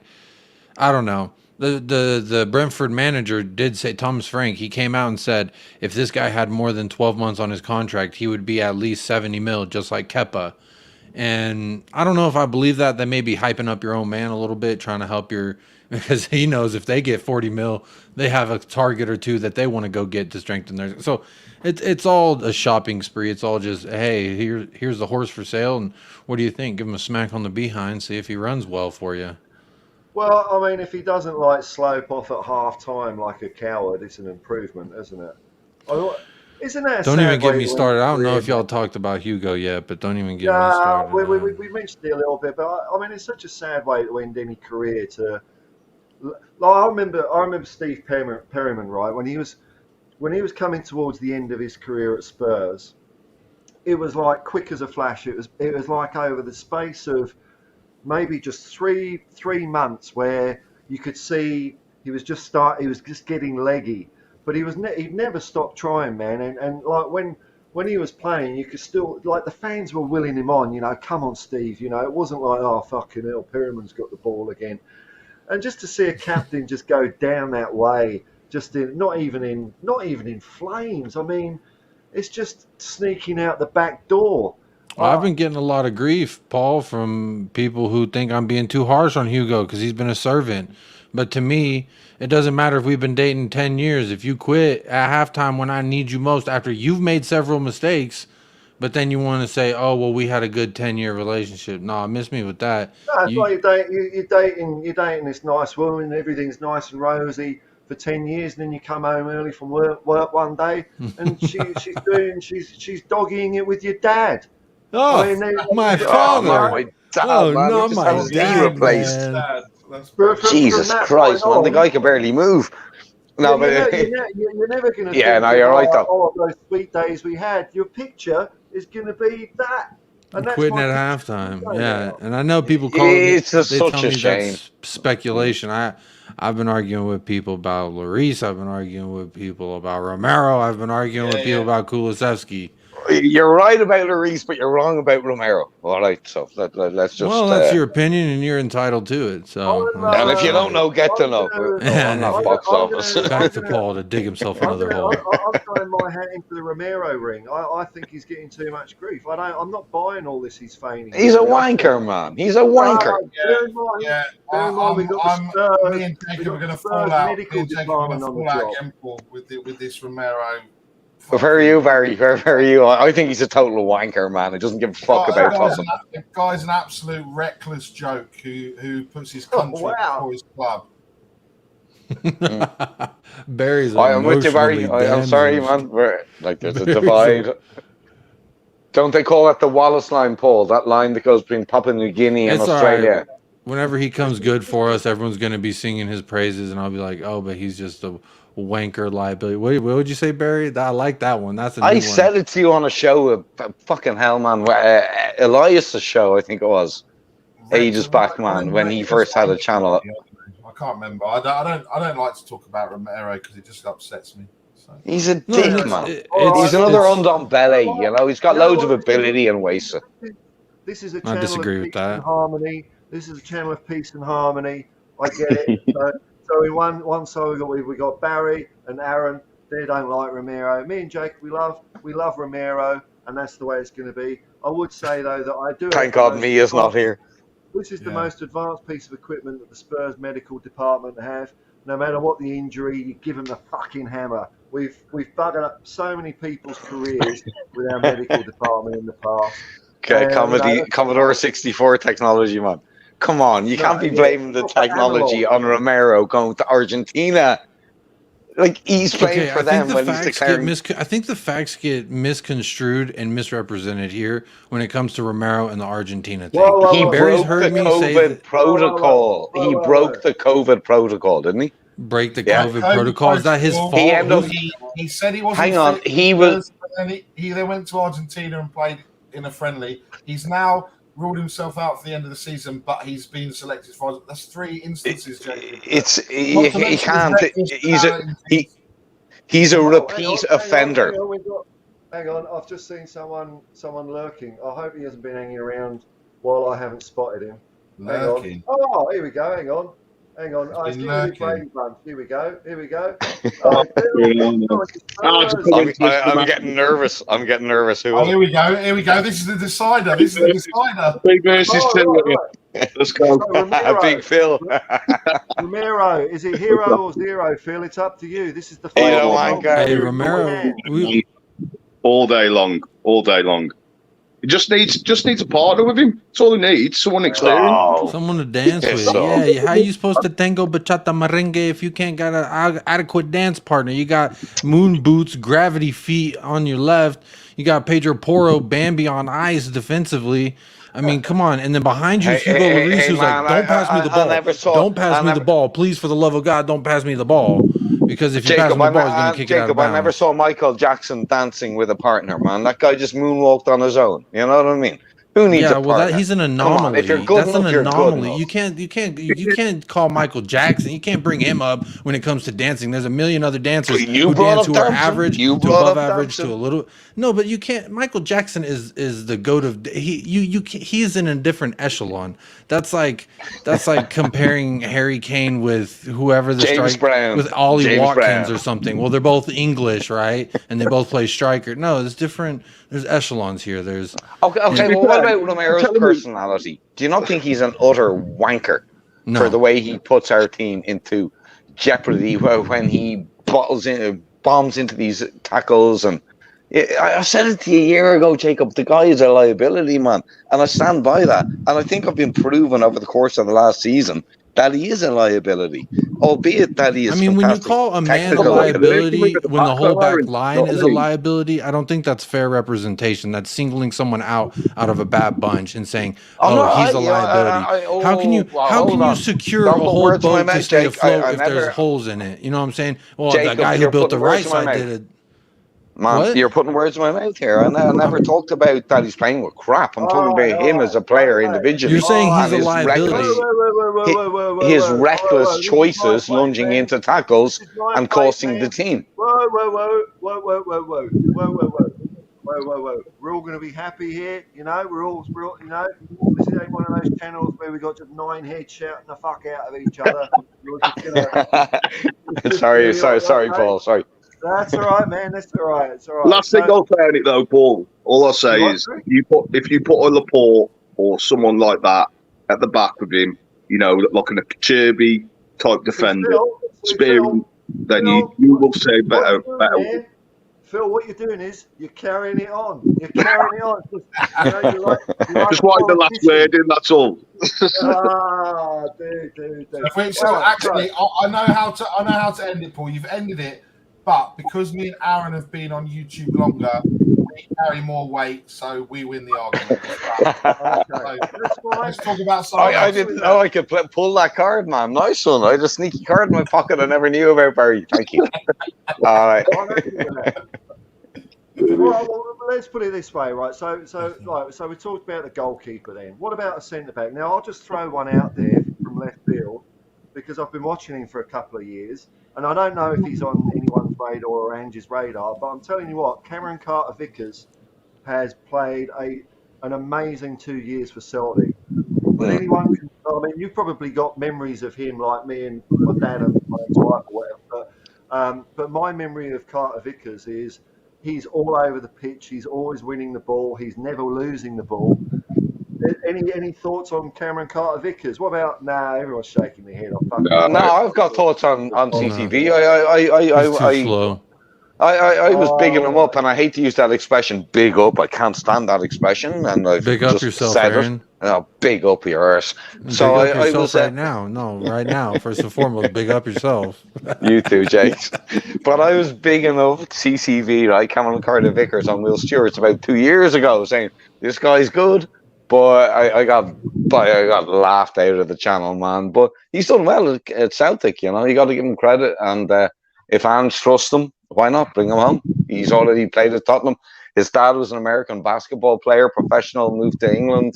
I think CCV was raised there in a sporting environment. So, you know, why not? Yeah. I mean, fans will have to be so pissed if we are signing.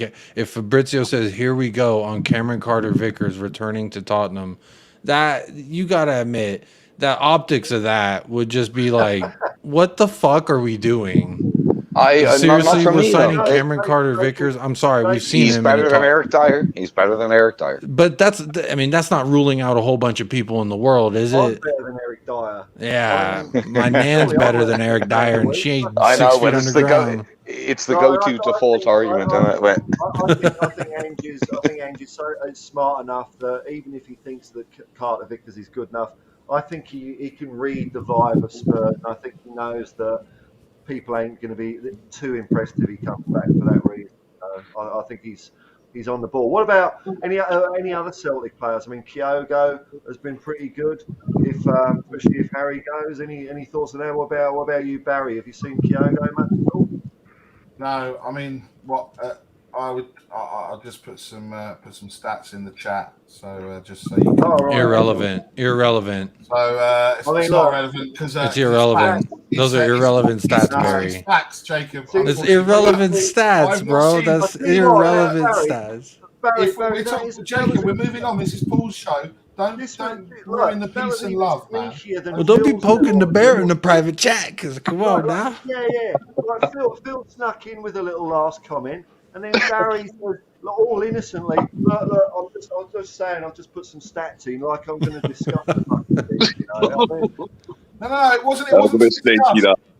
It wasn't to discuss, Paul. It was just to back up my argument without carrying it on because you didn't want to carry it on. And I respect you all for that. I just wanted to just leave it there so people could just do some research. There'll be about 100 messages after in the private chat. Fucking going down like. Exactly. But no, so here's me trying to maintain a nice ship of peace and harmony, and all you fuckers are going at it in the private chat. Just carrying it on over there. The only thing I got to offer here is how to pronounce Japanese names. So, Kyogo Furuhashi. Or Kyogo Furuhashi. Daijouwo, anata wa Kyogo Furuhashi. Daijouwo-san. I'll just get through some chats here. Chris is my leader. I reckon he's a pretty good, he's a pretty handy guy. Chris says Eric Dyer defends like Liam Gallagher. I think Liam Gallagher's a better defender than bloody Eric Dyer. Is someone breathing into the mic, or what is that? It's Phil. I think it's Phil. Might be my fan, actually. Let me turn that off, man. Sounds like someone's... I tell you No, what, I just smashed the bong, man. I'm just going to relax here because this is a player I've never heard of. Indika, 80 grand a week. Surely we could offer him 100 grand a week in Gazumpbrona. Is there anyone got any thoughts? What about you, Aaron? I'll just lie back. Sorry, on Dika. Yeah. No, like you, Paul. I reduced myself to watching local league and Tottenham games and Ireland games and finals. So please do not ask me anything about players from. And now I used to live in Munich, but that was back in 1991 when they had Klinsmann, or was it 92? Klinsmann. They had Jean-Pierre Papin, Oliver Kahn, Lothar Matthäus. You know, but that was my. When it comes to European football, that's about all I know. So move on to a younger gentleman.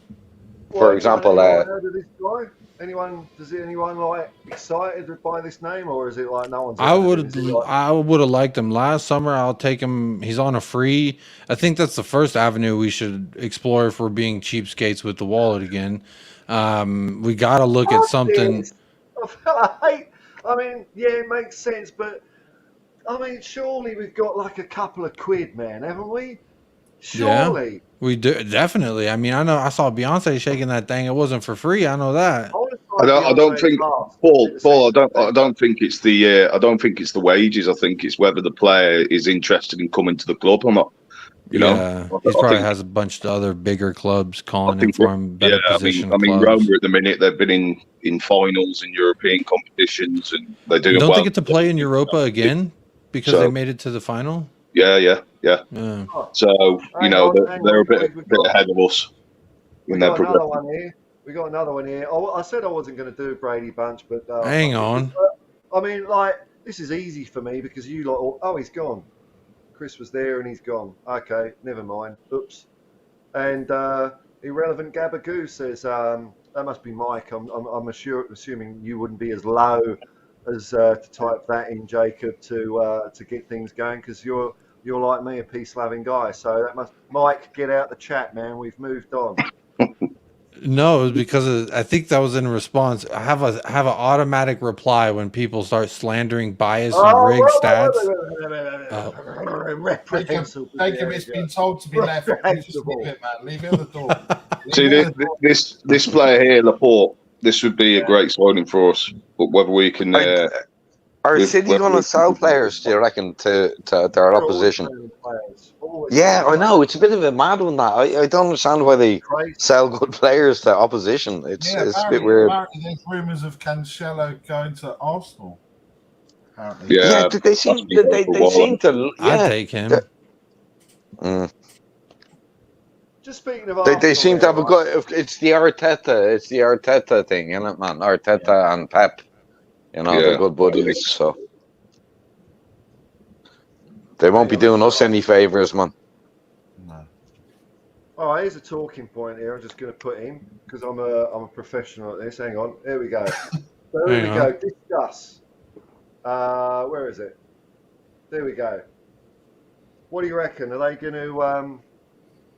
Is this the start of something for Arsenal, or have they reached their peak and? What we saw at the end of the last season is kind of what we saw from the Arsenal the season before, a bunch of pathetic bottle jobs.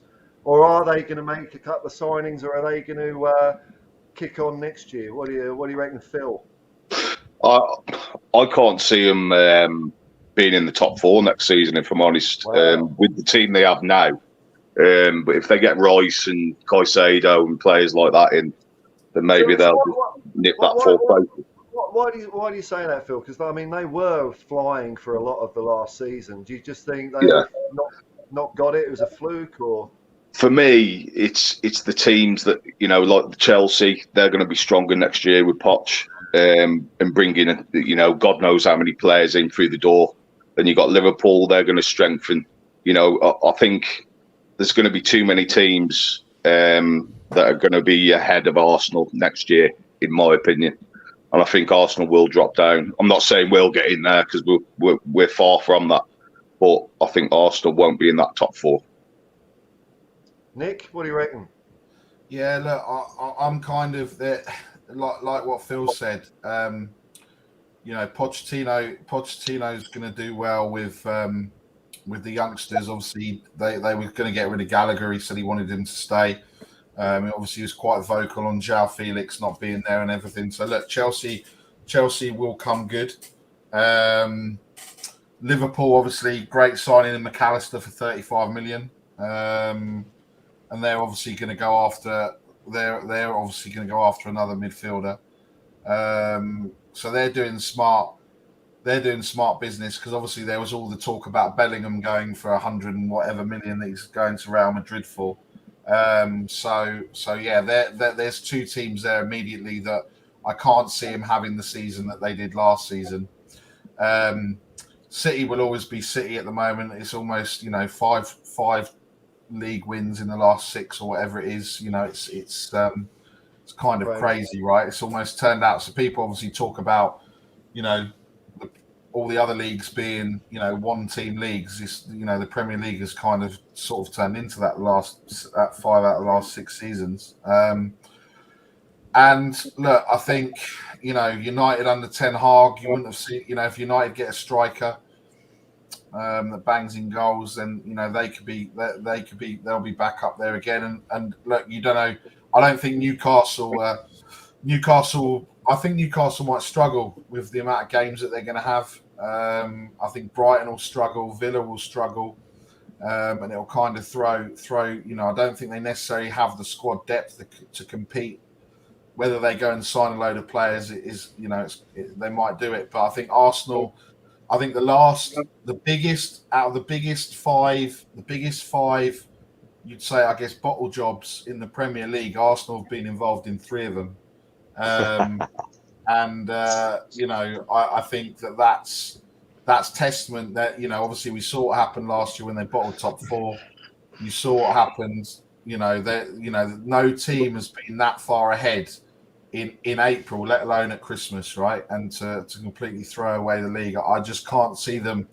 I just think that there's that mentality there, and it comes down to, you thought you have Zinchenko, you had Gabriel Jesus, who's used to winning trophies, but there's just something there that they can't. It's almost like us in finals, right? We get to the final and then we just freeze all the time. But I just can't see Arsenal. Look, they'll play good football. They've got good squad. They'll play attractive football. They'll demolish some teams. But when it comes down to the pressure, and the pressure's on them, I can't see them. I think they could potentially be 4th, but I can't see them going for the league. All these Arsenal fans saying, we did well to push City all the way, and it's like, mate, I'm not buying that. Do you know what I mean? So I think that it's going to be interesting. We don't have a World Cup. We've got in the middle that's going to throw curveballs and everything else in. So yeah, hopefully. We'll just have to see. But I don't think they're going to be challenging. I definitely don't think they'll be challenging. So I reckon Arteta. He's like Chris has put in the comments there. He's got all these light bulbs and stuff. And I think when you're doing well, players buy into all that bullshit. But then the moment they come under pressure, which we saw when we beat them for top 4, and this year they kind of. I don't know. It's like they created pressure on themselves. As soon as you're under the pump a little bit, I think all that airy-fairy bullshit just goes out the window. But I want to bring in Chris. Hey, Chris, how you going, man? We're just talking about Chris. Arsenal, man. What do you reckon they're going to kick on, or just wither away next year? Relegation, hopefully. Yes, there you go. That's what we want. Yes, man. Yes, what we all want, isn't it? Back to Woolwich with them. Back to Woolwich.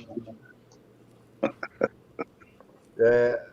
So what brings you on, Chris? Are you any hot hot things you want to get off your chest, man? No, I just wanted to, be on, say hi. All right. I was on your chat before, and you read out a lot of my messages, so that's cool. And just wanted to say hello. I was on with Barry the other day, and I think it was with Sava, wasn't it? Yeah. Yeah. So I just wanted to, just say hi and, Are you getting a bit pumped for the new season? Are you getting a bit of Ange into you? Or yes, here we go. He's gonna do the biz, isn't he? You sound pretty certain. I think so. Well, can't do much worse, can he, Chris? I think that, like with Chris, I think we're all kind of. It's that horrible time, right, where there's nothing to look forward to until, well, I guess we got Thursdays. The fixtures will be out, so that'll create some talking points. But yeah, it's just, I just think that we're in this horrible stage where we've just got, all the nonsense from all the ITKs throwing out, this is happening, that's happening. Do you know what I mean? And I just want it to be. I think I'm losing connection. I don't know. I'm not sure. No, you're right. No, still hear you, Chris. Okay. Still hear you. I don't want to Chris, step on you anyone go else. to games, man. I You sound like a local Londoner, man. Is he there? Oh, Yeah, he's there, Hello? Oh, here we go. Where's he gone? He's got the same internet provider as Sean Butler, I think. Is it me or Chris? Because I'm dying to ask, because Chris sounds like a local lad. He's frozen, I think. He's frozen. Okay. He sounds like a good lad who goes to the games, And I just wanted to ask him, will he be getting behind Ange? Will he give him, a bit of time? Because I think that's the most vital ingredient that we need now at this club is a united fan base and people, backing Ange. And I'll tell you what. Look, let me throw one at Jacob here now, because we were, I think like untapped markets are sort of flavour of the day. Are there any like sneaky MLS players that we don't know about that you've had your eye on, man, that you think could look good in a lily white shirt, or are they just not up to it? I don't know if there's anyone necessarily. There's one guy that I like, Denis Bouanga, plays for LAFC. He can play the left wing, right wing, or central striker. He's a big lad. Ever since he came into the league, he started dominating. I like him. I like Lucho Acosta as well. There's a few good players who are playing on decent teams, and it's one of those things. I don't know if the team makes you look better. Sebastian Driussi from Austin FC, he plays the kind of that creative 10, James Madison type role. Likes to get in behind. He scored a lot of crucial goals for them as well. So there's a couple players. I don't know if any of them I'd be necessarily like, let's make sure we go out and get them, because like I kind of said with the David Raya thing, I want to see a damn center back walk through that door, because if I have to go through another season of number 15 being on that starting 11, if we can't shop him out, that's fine. Let him fucking rot on the bench or in his locker where all the mold is, but don't let him on the pitch. Don't let him around the team. That's kind of my mentality. So I would go for a Mickey Van de Veen from Wolfsburg. He's a young kid. He's tall. He's very fast. I like what I see out of him. Some good stuff from him. He's a young. I think he's 21. Jacob, I'll be disappointed if we actually let Dyer and Winks go. I've been saying this because I'm looking forward to the 1v2 fight that you're trying to arrange. I know you've been talking to Don King, Barry Hearn, or Eddie Hearn, or whoever. And still waiting for that email. Well, they've got to get it. And if they go, I mean, all right. Well, if they go, who are you going to fight? Where's all that? What are you going to do instead? You'll end up smashing the cello behind you. You'll have nothing. Or I'll end up loving my football club. What a thought. I might end up loving the starting 11 and feeling like, okay, this is a starting 11 I can get behind. What a thought that might be. I haven't heard back from Cambridge either. The video that I put up, where I tagged them in it because I was talking about Daniel Levy and the very abnormally large chairs that they have at Cambridge. The chair to human ratio at Cambridge is very off. But I thought that library would be a good setting for a little throwdown. And It's an old English thing, mate. You know, it's like the bigger the chair, the posher you are. That's it. Which is Ah. weird because you just look tiny. You look really. What I'd like us to see us do, you know, as a club, is to get the business done early. Do you know what I mean? Yeah. Instead of waiting round and fucking, you know, waiting for other teams to snap the players up that we're going after. You know, let's just act like a big club, get the business done, get them ready for pre-season early, you know, and get all these players in working together. Do you know what I mean? Instead of it being all spaced out, you know. But we sort of started. That's the way. Like last summer's window, when it started off with a couple of signings early. I'm thinking, yeah, okay, the train's leaving the station here. We're all going full. And then it just kind of petered out to bugger all. And then at the end of it, it was all Levy was involved with haggling over Jed Spence over like 2 or 4 million bloody pounds. He always does that. This is like it's going to happen with Raya. It's going to happen with no matter what player is on the market. If they're up for 10 million, Levy will want 5 million. If it's 100 million, he'll put in a bid of 95. It's always 5 million pounds. Is there any way that maybe Spurs fans could club up together and have a whip round maybe and just give him a big sack of 5 million pounds, right? And then you could just have any player you wanted. I'd give him 5 million in a schooner, mate. You know what I mean? Should I link my PayPal or no? Dude, we saw it all last summer, though. We sorry. saw it all. I'll hold the money for everybody. I'll just say I'll hold the money. I'll hold the money. Jacob, don't go there. Trust me, it's my personal PayPal. It's linked to a personal account. It's all real. Jacob, you're hurting me now, man. This is money I donated, man. Come on. Yeah, we all did time and money. So a lot. If you don't laugh about it, you get mad about it. I know. And I got mugged, man. I put my hands up. I was mugged. But YouTube, as soon as I start getting all this filthy lucre out of YouTube, there's no illusions. It's just going to go on hookers and cocaine. That's it. There's no charity. All right, man. I'm super chatting that. The trajectory you're on here, Paul. I mean, what did you start your channel in a week, and you've got 400 subs? So 3 days ago. 3 days was less than a week. So you're getting about 100 subscribers a day. That's good. Yeah, so let's say in the year, there's 2 years, you're gonna be at like 100,000 subs. Come on. I think I just had a lucky bump, which I think will mellow out because it seems to be an Ange video I did a few days ago that seems to have like caught wind, but since then nothing else has caught wind. So you got 56 likes on this video. That's like how many? I'd be like, I'm glad when I get 50 likes. Yeah, you got 57 likes. So your channel's doing good, man. You'll be raking in the cocaine and hookers in no time. Oh fuck! I'm moving back to Australia, man. I'm gonna party it up with Paul. Yeah, like me and Paul on Bondi Beach in our speedos. Yeah. When you make it that big, Paul, hire me. I'll give you my PayPal for the payment details. But you can hire me, and I will help you link my PayPal. I'm a firm believer in the Elvis principle. So, like Elvis Presley, right? When he got rich and famous, all of his mates, they called them the Memphis Mafia. They were just all his mates from school in his local hometown. So I call it like whatever happens to me, there's going to be a little flow on for you, Jacob, and whoever else. I'm not going to hoard it all. Well, I might hoard some of it. You get a little bit. I want a Lamborghini, I want the hookers, and I want the cocaine. But yeah. Once we pass that threshold, then we can really start talking about helping the less fortunate.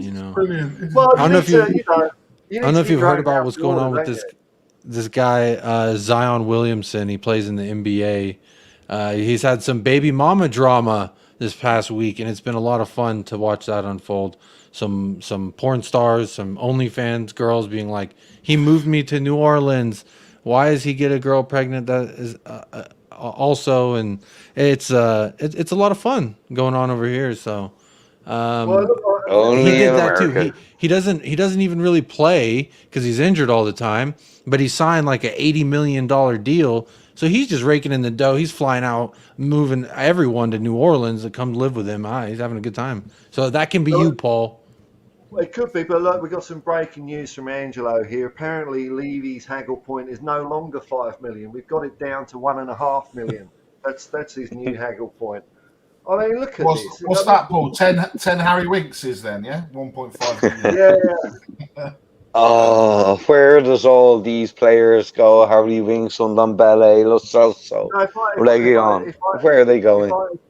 If I had the internet brain to bring up that Harry Winks liking Pep, I've got it right here for you. Oh, have you? There's got to be some contracts ripped up, haven't there? There's got to be, man. It's got to be done because we ain't selling to them. I'm with you, Phil, but they're not. Levy has only ripped up one contract. That was Matt Doherty's. Well, maybe that's just to get the ball rolling. Do you know what I mean? To get us fans going.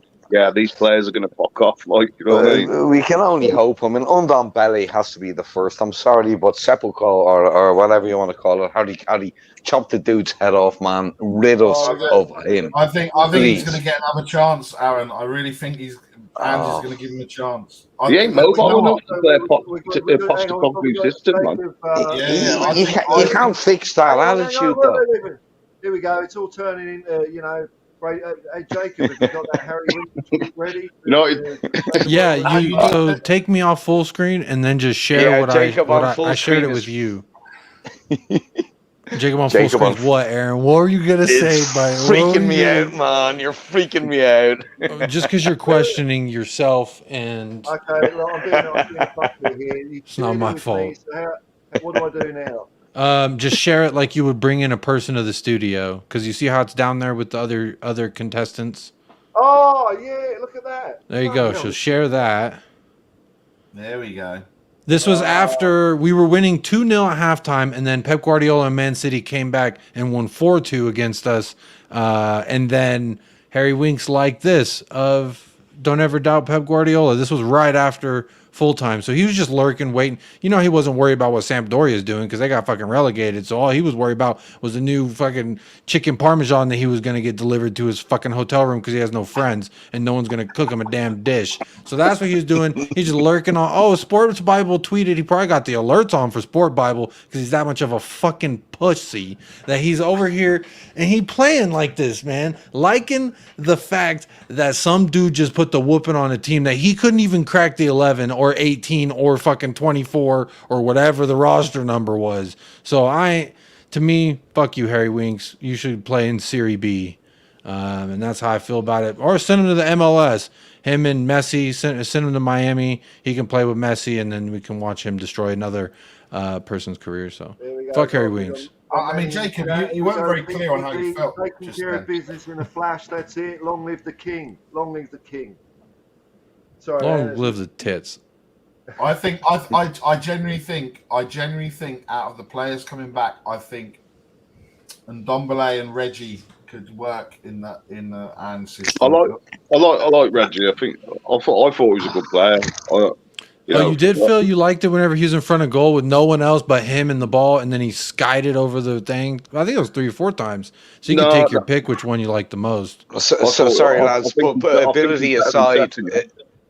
No, but Phil, ability aside, right? Ndombele and Raya are both very naturally good footballers, but there's no heart, there's no passion for Tottenham with those boys.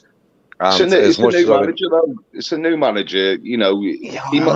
This is their third, fourth manager. How many do they need? Not Dembele, definitely not. But Reggie, I think he's better than Sessegnon. I think Sessegnon is absolutely toss. I think I agree. Yeah, we need to cut our losses with that. Yeah, and also Reggie's missus. We need to get her back at Spurs, man. She's incredible. Are they still together? Incredible. Barry the perv. Yeah. Oh, mate. Yeah, that was the only reason why I was saying Reggie. Fucking the Billy, man. Yeah. Professional footballers are like Formula One drivers. It doesn't look as if that you could look like, you know, a bulldog chewing a wasp. And and your girlfriend's always going to be a 10 anyway, so it doesn't matter who we bring in for the. But he's got that like European mole thing. You know how you got the mole on the side, and you're like European. You're like, oh, let me dip my biscotti. So we're not having a player back now based on a mole on his fucking cheek. I want to hear Jacob. No, I'm do saying more maybe European maybe stuff. the This is missus, classic. maybe his missus is like, oh, that European mole that you got on your face. I like that shit, and he's like, What fucking oh, European? What's a European mole, man? You know what I'm talking about, man. When they put any no cartoon idea that's got like a what you're French talking woman about. that's smoking the long cigarette, she has the like sex mole on her face, and it's like to indicate that she's down to get down. Honestly, you know, Jacob, have you seen her? yes, I have. I followed him on Instagram. I have seen her. Oh, share the screen. Get this picture up. I've just shared it. Okay. Get this picture up. I'm not monetized yet. Oh, Oh, great! So we can go off the rails then, because yeah. Oh, okay. Hello. Yeah. Hello. Because Hey, Jacob is Paul, bring that picture back up. Oh my! Paul, did you see your word, thumbnail? Paul, if you see your thumbnails when your YouTube channel blows up, look at those thumbnails. Think about how much blow you could do off of those. Come on. Yeah, I know. But when I see, that's not my thing. When I see fingernails like that, all I'm thinking is how do they wipe their ass in the morning? You know, They kind of look like those bugles. Those chips. Those bugles are like. Lads, put that chick back on the TV screen for me. She was beautiful. Now. hang on. I've got another one for you. It's like you're subliminally messaging me these beautiful women. It's yeah. Wow. What I reckon about Regulon is, like if I cast my mind back to when all the boys were going off to South Korea and we left a load of players behind. At that time, I actually thought that Sessegnon was better than Regulon, and the way the seasons panned out and Sessegnon was absolutely terrible at everything he did, I think with myself, I'm maybe looking through rose-tinted glasses into the past and I'm thinking, that Regulon, he weren't bad, was he? But I'm thinking, would he have done a better job than Sessegnon? I mean, probably. I mean, he would have, but as far as Ange goes, right, I've heard him talk about this. He's a bit into giving players another chance. If he taps into them, he finds out why they want to be at a club or play for him or play for the badge or whatever. And if they kind of pass his sniff bullshit test, and he thinks they've maybe the old dip and sniff, he'll give them a go. So that could be the case with Regulon. And Don Bele, I don't know, he just doesn't really shown, walking off the pitch at Morecambe, it's my dad with my ex, that was Hossam Ghali crap, man. That was as bad as Hossam Ghali tossing the shirt, I mean, for me, that was it with Unlambele. Sorry, done, burnt, go, fuck off. Yeah, done. And I've kind of got a little bit of that taint with also Richarlison swapping his shirts after we got done at Barry, you were at Newcastle, weren't you? No, I wasn't at Newcastle. Okay, I thought. Paul, that's just the culture nowadays. Nowadays, it is all like buddy, swapping with your mate, your country mate. I think you swap with Joel Linton is the one you're talking about. Time and place, Jacob. Time and place for that. Steve Perryman. I don't blame him for it. Did a podcast kind of after all that, and I don't know how Steve Perryman hasn't got more views on his channel actually, because I really like his podcasts, and he put it really simply. He said, I'll try and get his exact words. He said, and there was players swapping the shirts after we got beat 6-1, and he just said, we don't do that at Tottenham, and. It's every sport now, though, Paul. Every sport, every player. It's the way that it's the times. The times have changed, my friend. The music. It's like when music's like, the kids' music stinks. It's just the culture. Every sport they do that after every match or every game. As soon as it's over, hey, let me get that sweaty ass jersey so I can sniff it tonight and wear it like a little wet blanket. I reckon we should be rolling the clock back. We've got to be a bit. Well, whether it's right or wrong, us arguing about it or talking about it ain't going to change the culture. right? Because that's like Ange changed the culture. Ainge Yeah, gonna need- get it. we- Ainge what gonna we say, need- here's the rule: no one can swap shirts after we get fucking embarrassed and our What we captain need quit on is us. 11 Roy Keanes on the fucking pitch. That's what we need. Hey, Roy we've got a Keane. Roy Keane on the sideline now. Ange is a Roy Keane. Trust me, man. Oh, yeah. That I mean, man is when a I worked Roy for Keane. when I worked for the Dallas Cowboys and I was in on the coaching department meetings, one of the things that they talked about. I mean, I didn't really contribute much. I was just there as a video guy. But one of the things that the physio department was talking about, they're like, you know, back in the '90s when we were actually winning stuff, if we lost a match, our quarterback wasn't going out there and swapping jerseys with someone and taking photos and acting like it's a social gathering. It was, I'm pissed off that we lost, and that the culture has kind of changed. And the coaches were sitting there and literally having a meeting about how do we suss this out? How do we change this? And they came to the conclusion that it's better to just let them, if that's what's going to make them happy. They tried to impose, oh well, we only make 5 jerseys for you a season, etc., etc. But I just think at the end of the day, it's part of the culture now at this stage. It's not going to change until it changes away from something else completely and into something new. But whether it's right or wrong, I mean, I'm of the mindset, like, I wouldn't trade jerseys with someone just, willy-nilly like that, unless it was, like it was Messi, maybe, yeah, but like it was a French lady with a mole on her cheek, perhaps. it depends. Was it a sex mole or was it just a moly mole? All right. So One of not those a mole, hairy but ones, one of those with a big couple of bulbous scraggly ones. hairs coming out of it, It's like a big rough boulder on her face that's got a couple hairs poking out of it. It'll tickle you. I can see Jacob's big gas popping up here. It's getting way too close for me. I just want to say hello to Leo here, Mile High Hotspur. There you go, Leo. Hey, Leo. The highest in perhaps one may say more ways than one. Tottenham Hotspur channel in Denver, Colorado. Mile High, literally. And here's his channel link. Great channel.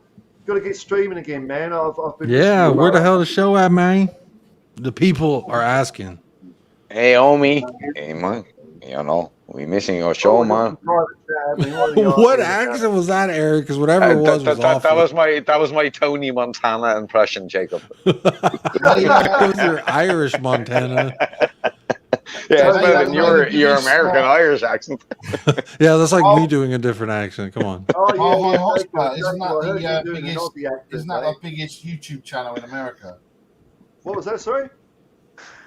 My High Hotspur, the biggest YouTube channel in America, Jacob, no? Yeah, I mean, it could be. One day it might be. I mean, if we're talking number one, I mean, number one. I'm just stroking my beard here profoundly. I believe that the number one Tottenham Hotspur fan channel in America, isn't it yours, Jacob? Isn't it United Spurs of America at the moment? You're number one. You're top of the top. He is number one. Technically, but I don't view it like that. I view it like Maha Hotspur is also like a brother. It's like a brother to me. So it's not about being better. It's just about having fun, We could make it like the Charity Shield, if you can have a tie and you can both walk away trophy winners. Holding it, sleep in bed together with it. You can share each other's wives as well. It's a great time. Okay. Oh, sorry. I didn't mean to take it there. I Jacob's don't like the so whole big, idea. I don't like the idea of a tie and us walking away hand in hand, sharing the fucking dish that is supposed to be an award. Oh, right. Oh, you draw the line there. You're all right with everybody hugging and kissing and swapping shirts. But, oh, no. Yeah, but like, here, take the L and my shirt. You know what I mean? Yeah, you want this stinky fucking thing I just whooped your ass in? Wear it. Go ahead. Give it to your kid. Let him know who the real daddy is. You know what I'm saying? It's come on. I don't know why it's that big a deal. To me, I can see why it's a big deal. But, like, I don't know. Once I scratch the surface on it, it just... You need to do an all-star, United States YouTube fucking special or something, with you all on there. Like, that's what you need to do. You need to do one. Oh, Nah, like with Jacob's a Leo sellout, man. Yeah, with all of you. All of you like a special. Jacob's like Barry, you know. I mean, Barry's getting paid by Daniel Levy. Jacob's getting paid by Rupert Murdoch. You know, Oh what I shit, mean, Rupee! Don't talk about Rupee, dude. Roop. Come on now, those t-shirts. Rupert. If you want to sponsor me, I'll say whatever you want.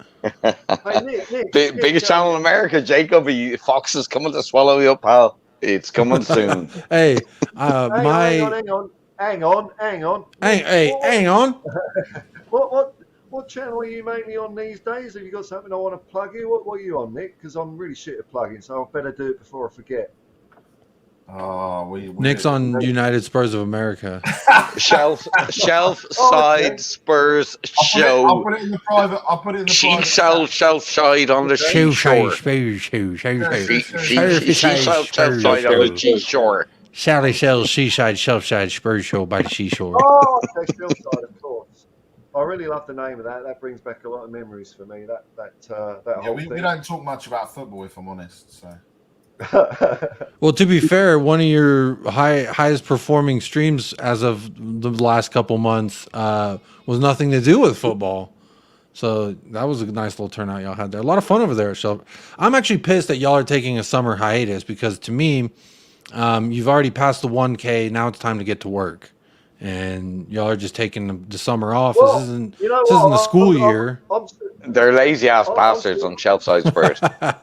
Yeah. I'm super excited because Nick, you mentioned that the fixture list is coming out on Thursday. I mean, there's a week's worth of content in that because I'm struggling to be quite honest because fuck all's happening. So at least Chelsea at the Bridge, first game of the season. Yeah.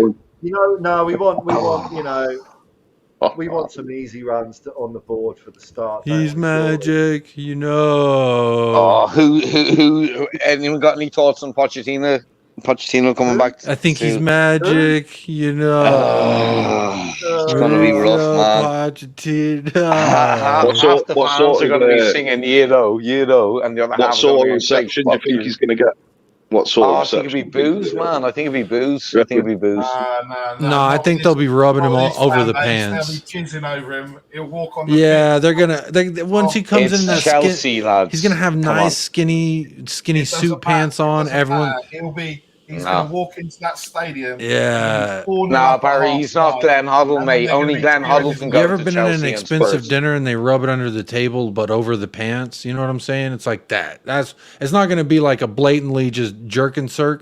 It's going to be like a over the pants rub down. I've got a bit of taste. You honestly think? He's gone there. I've got. He's the enemy. You honestly think? Sorry, Phil. No, go on, mate. No, I was just going to say, you honestly think if they're beating us 1-0 at White Hart Lane, that we're going to be fucking singing Pochettino? It's magic, you know. Piss off, man. That guy can go. He's not our manager. He's not Tottenham. He's Chelsea. Pochettino. I know exactly what's going to happen. What's going to happen. Whoa. No. I'm going to be singing it through the TV in spirit. I hope they sing it at the stadium. Just on Jacob. Ellie's saying here, Cindy Crawford's mole. That's a pretty. See, that's what I'm talking about. Ellie coming through clutch, backing up my points as always. Ellie, back I to thought you, that Nick, was her to nipple. dig yourself another hole. Back to you, Ellie. Nick. Ellie, I thought that mole was a nipple, man. Oh, damn it. To say something stupid. Well, I'm not going to say that West Ham are more attractive than Tottenham, and I'm certainly not going to say that Haaland is a bang average John Carew. So I think I'm safe in those. But he doesn't turn up in finals. I love the energy. It doesn't matter what channel he goes on. I admire this man because wherever he goes, he is his authentic self. He is himself in the flesh. Like he's on a guy, Alan Clark, Time At It on great channel. He's growing real heavy over there. And he was on there. One of the first times I seen him on there, he was just like, "Back to you, Alan, to say something stupid again." And he was just like, "What did I say? What are you talking about?" It was hilarious. He's one of a kind.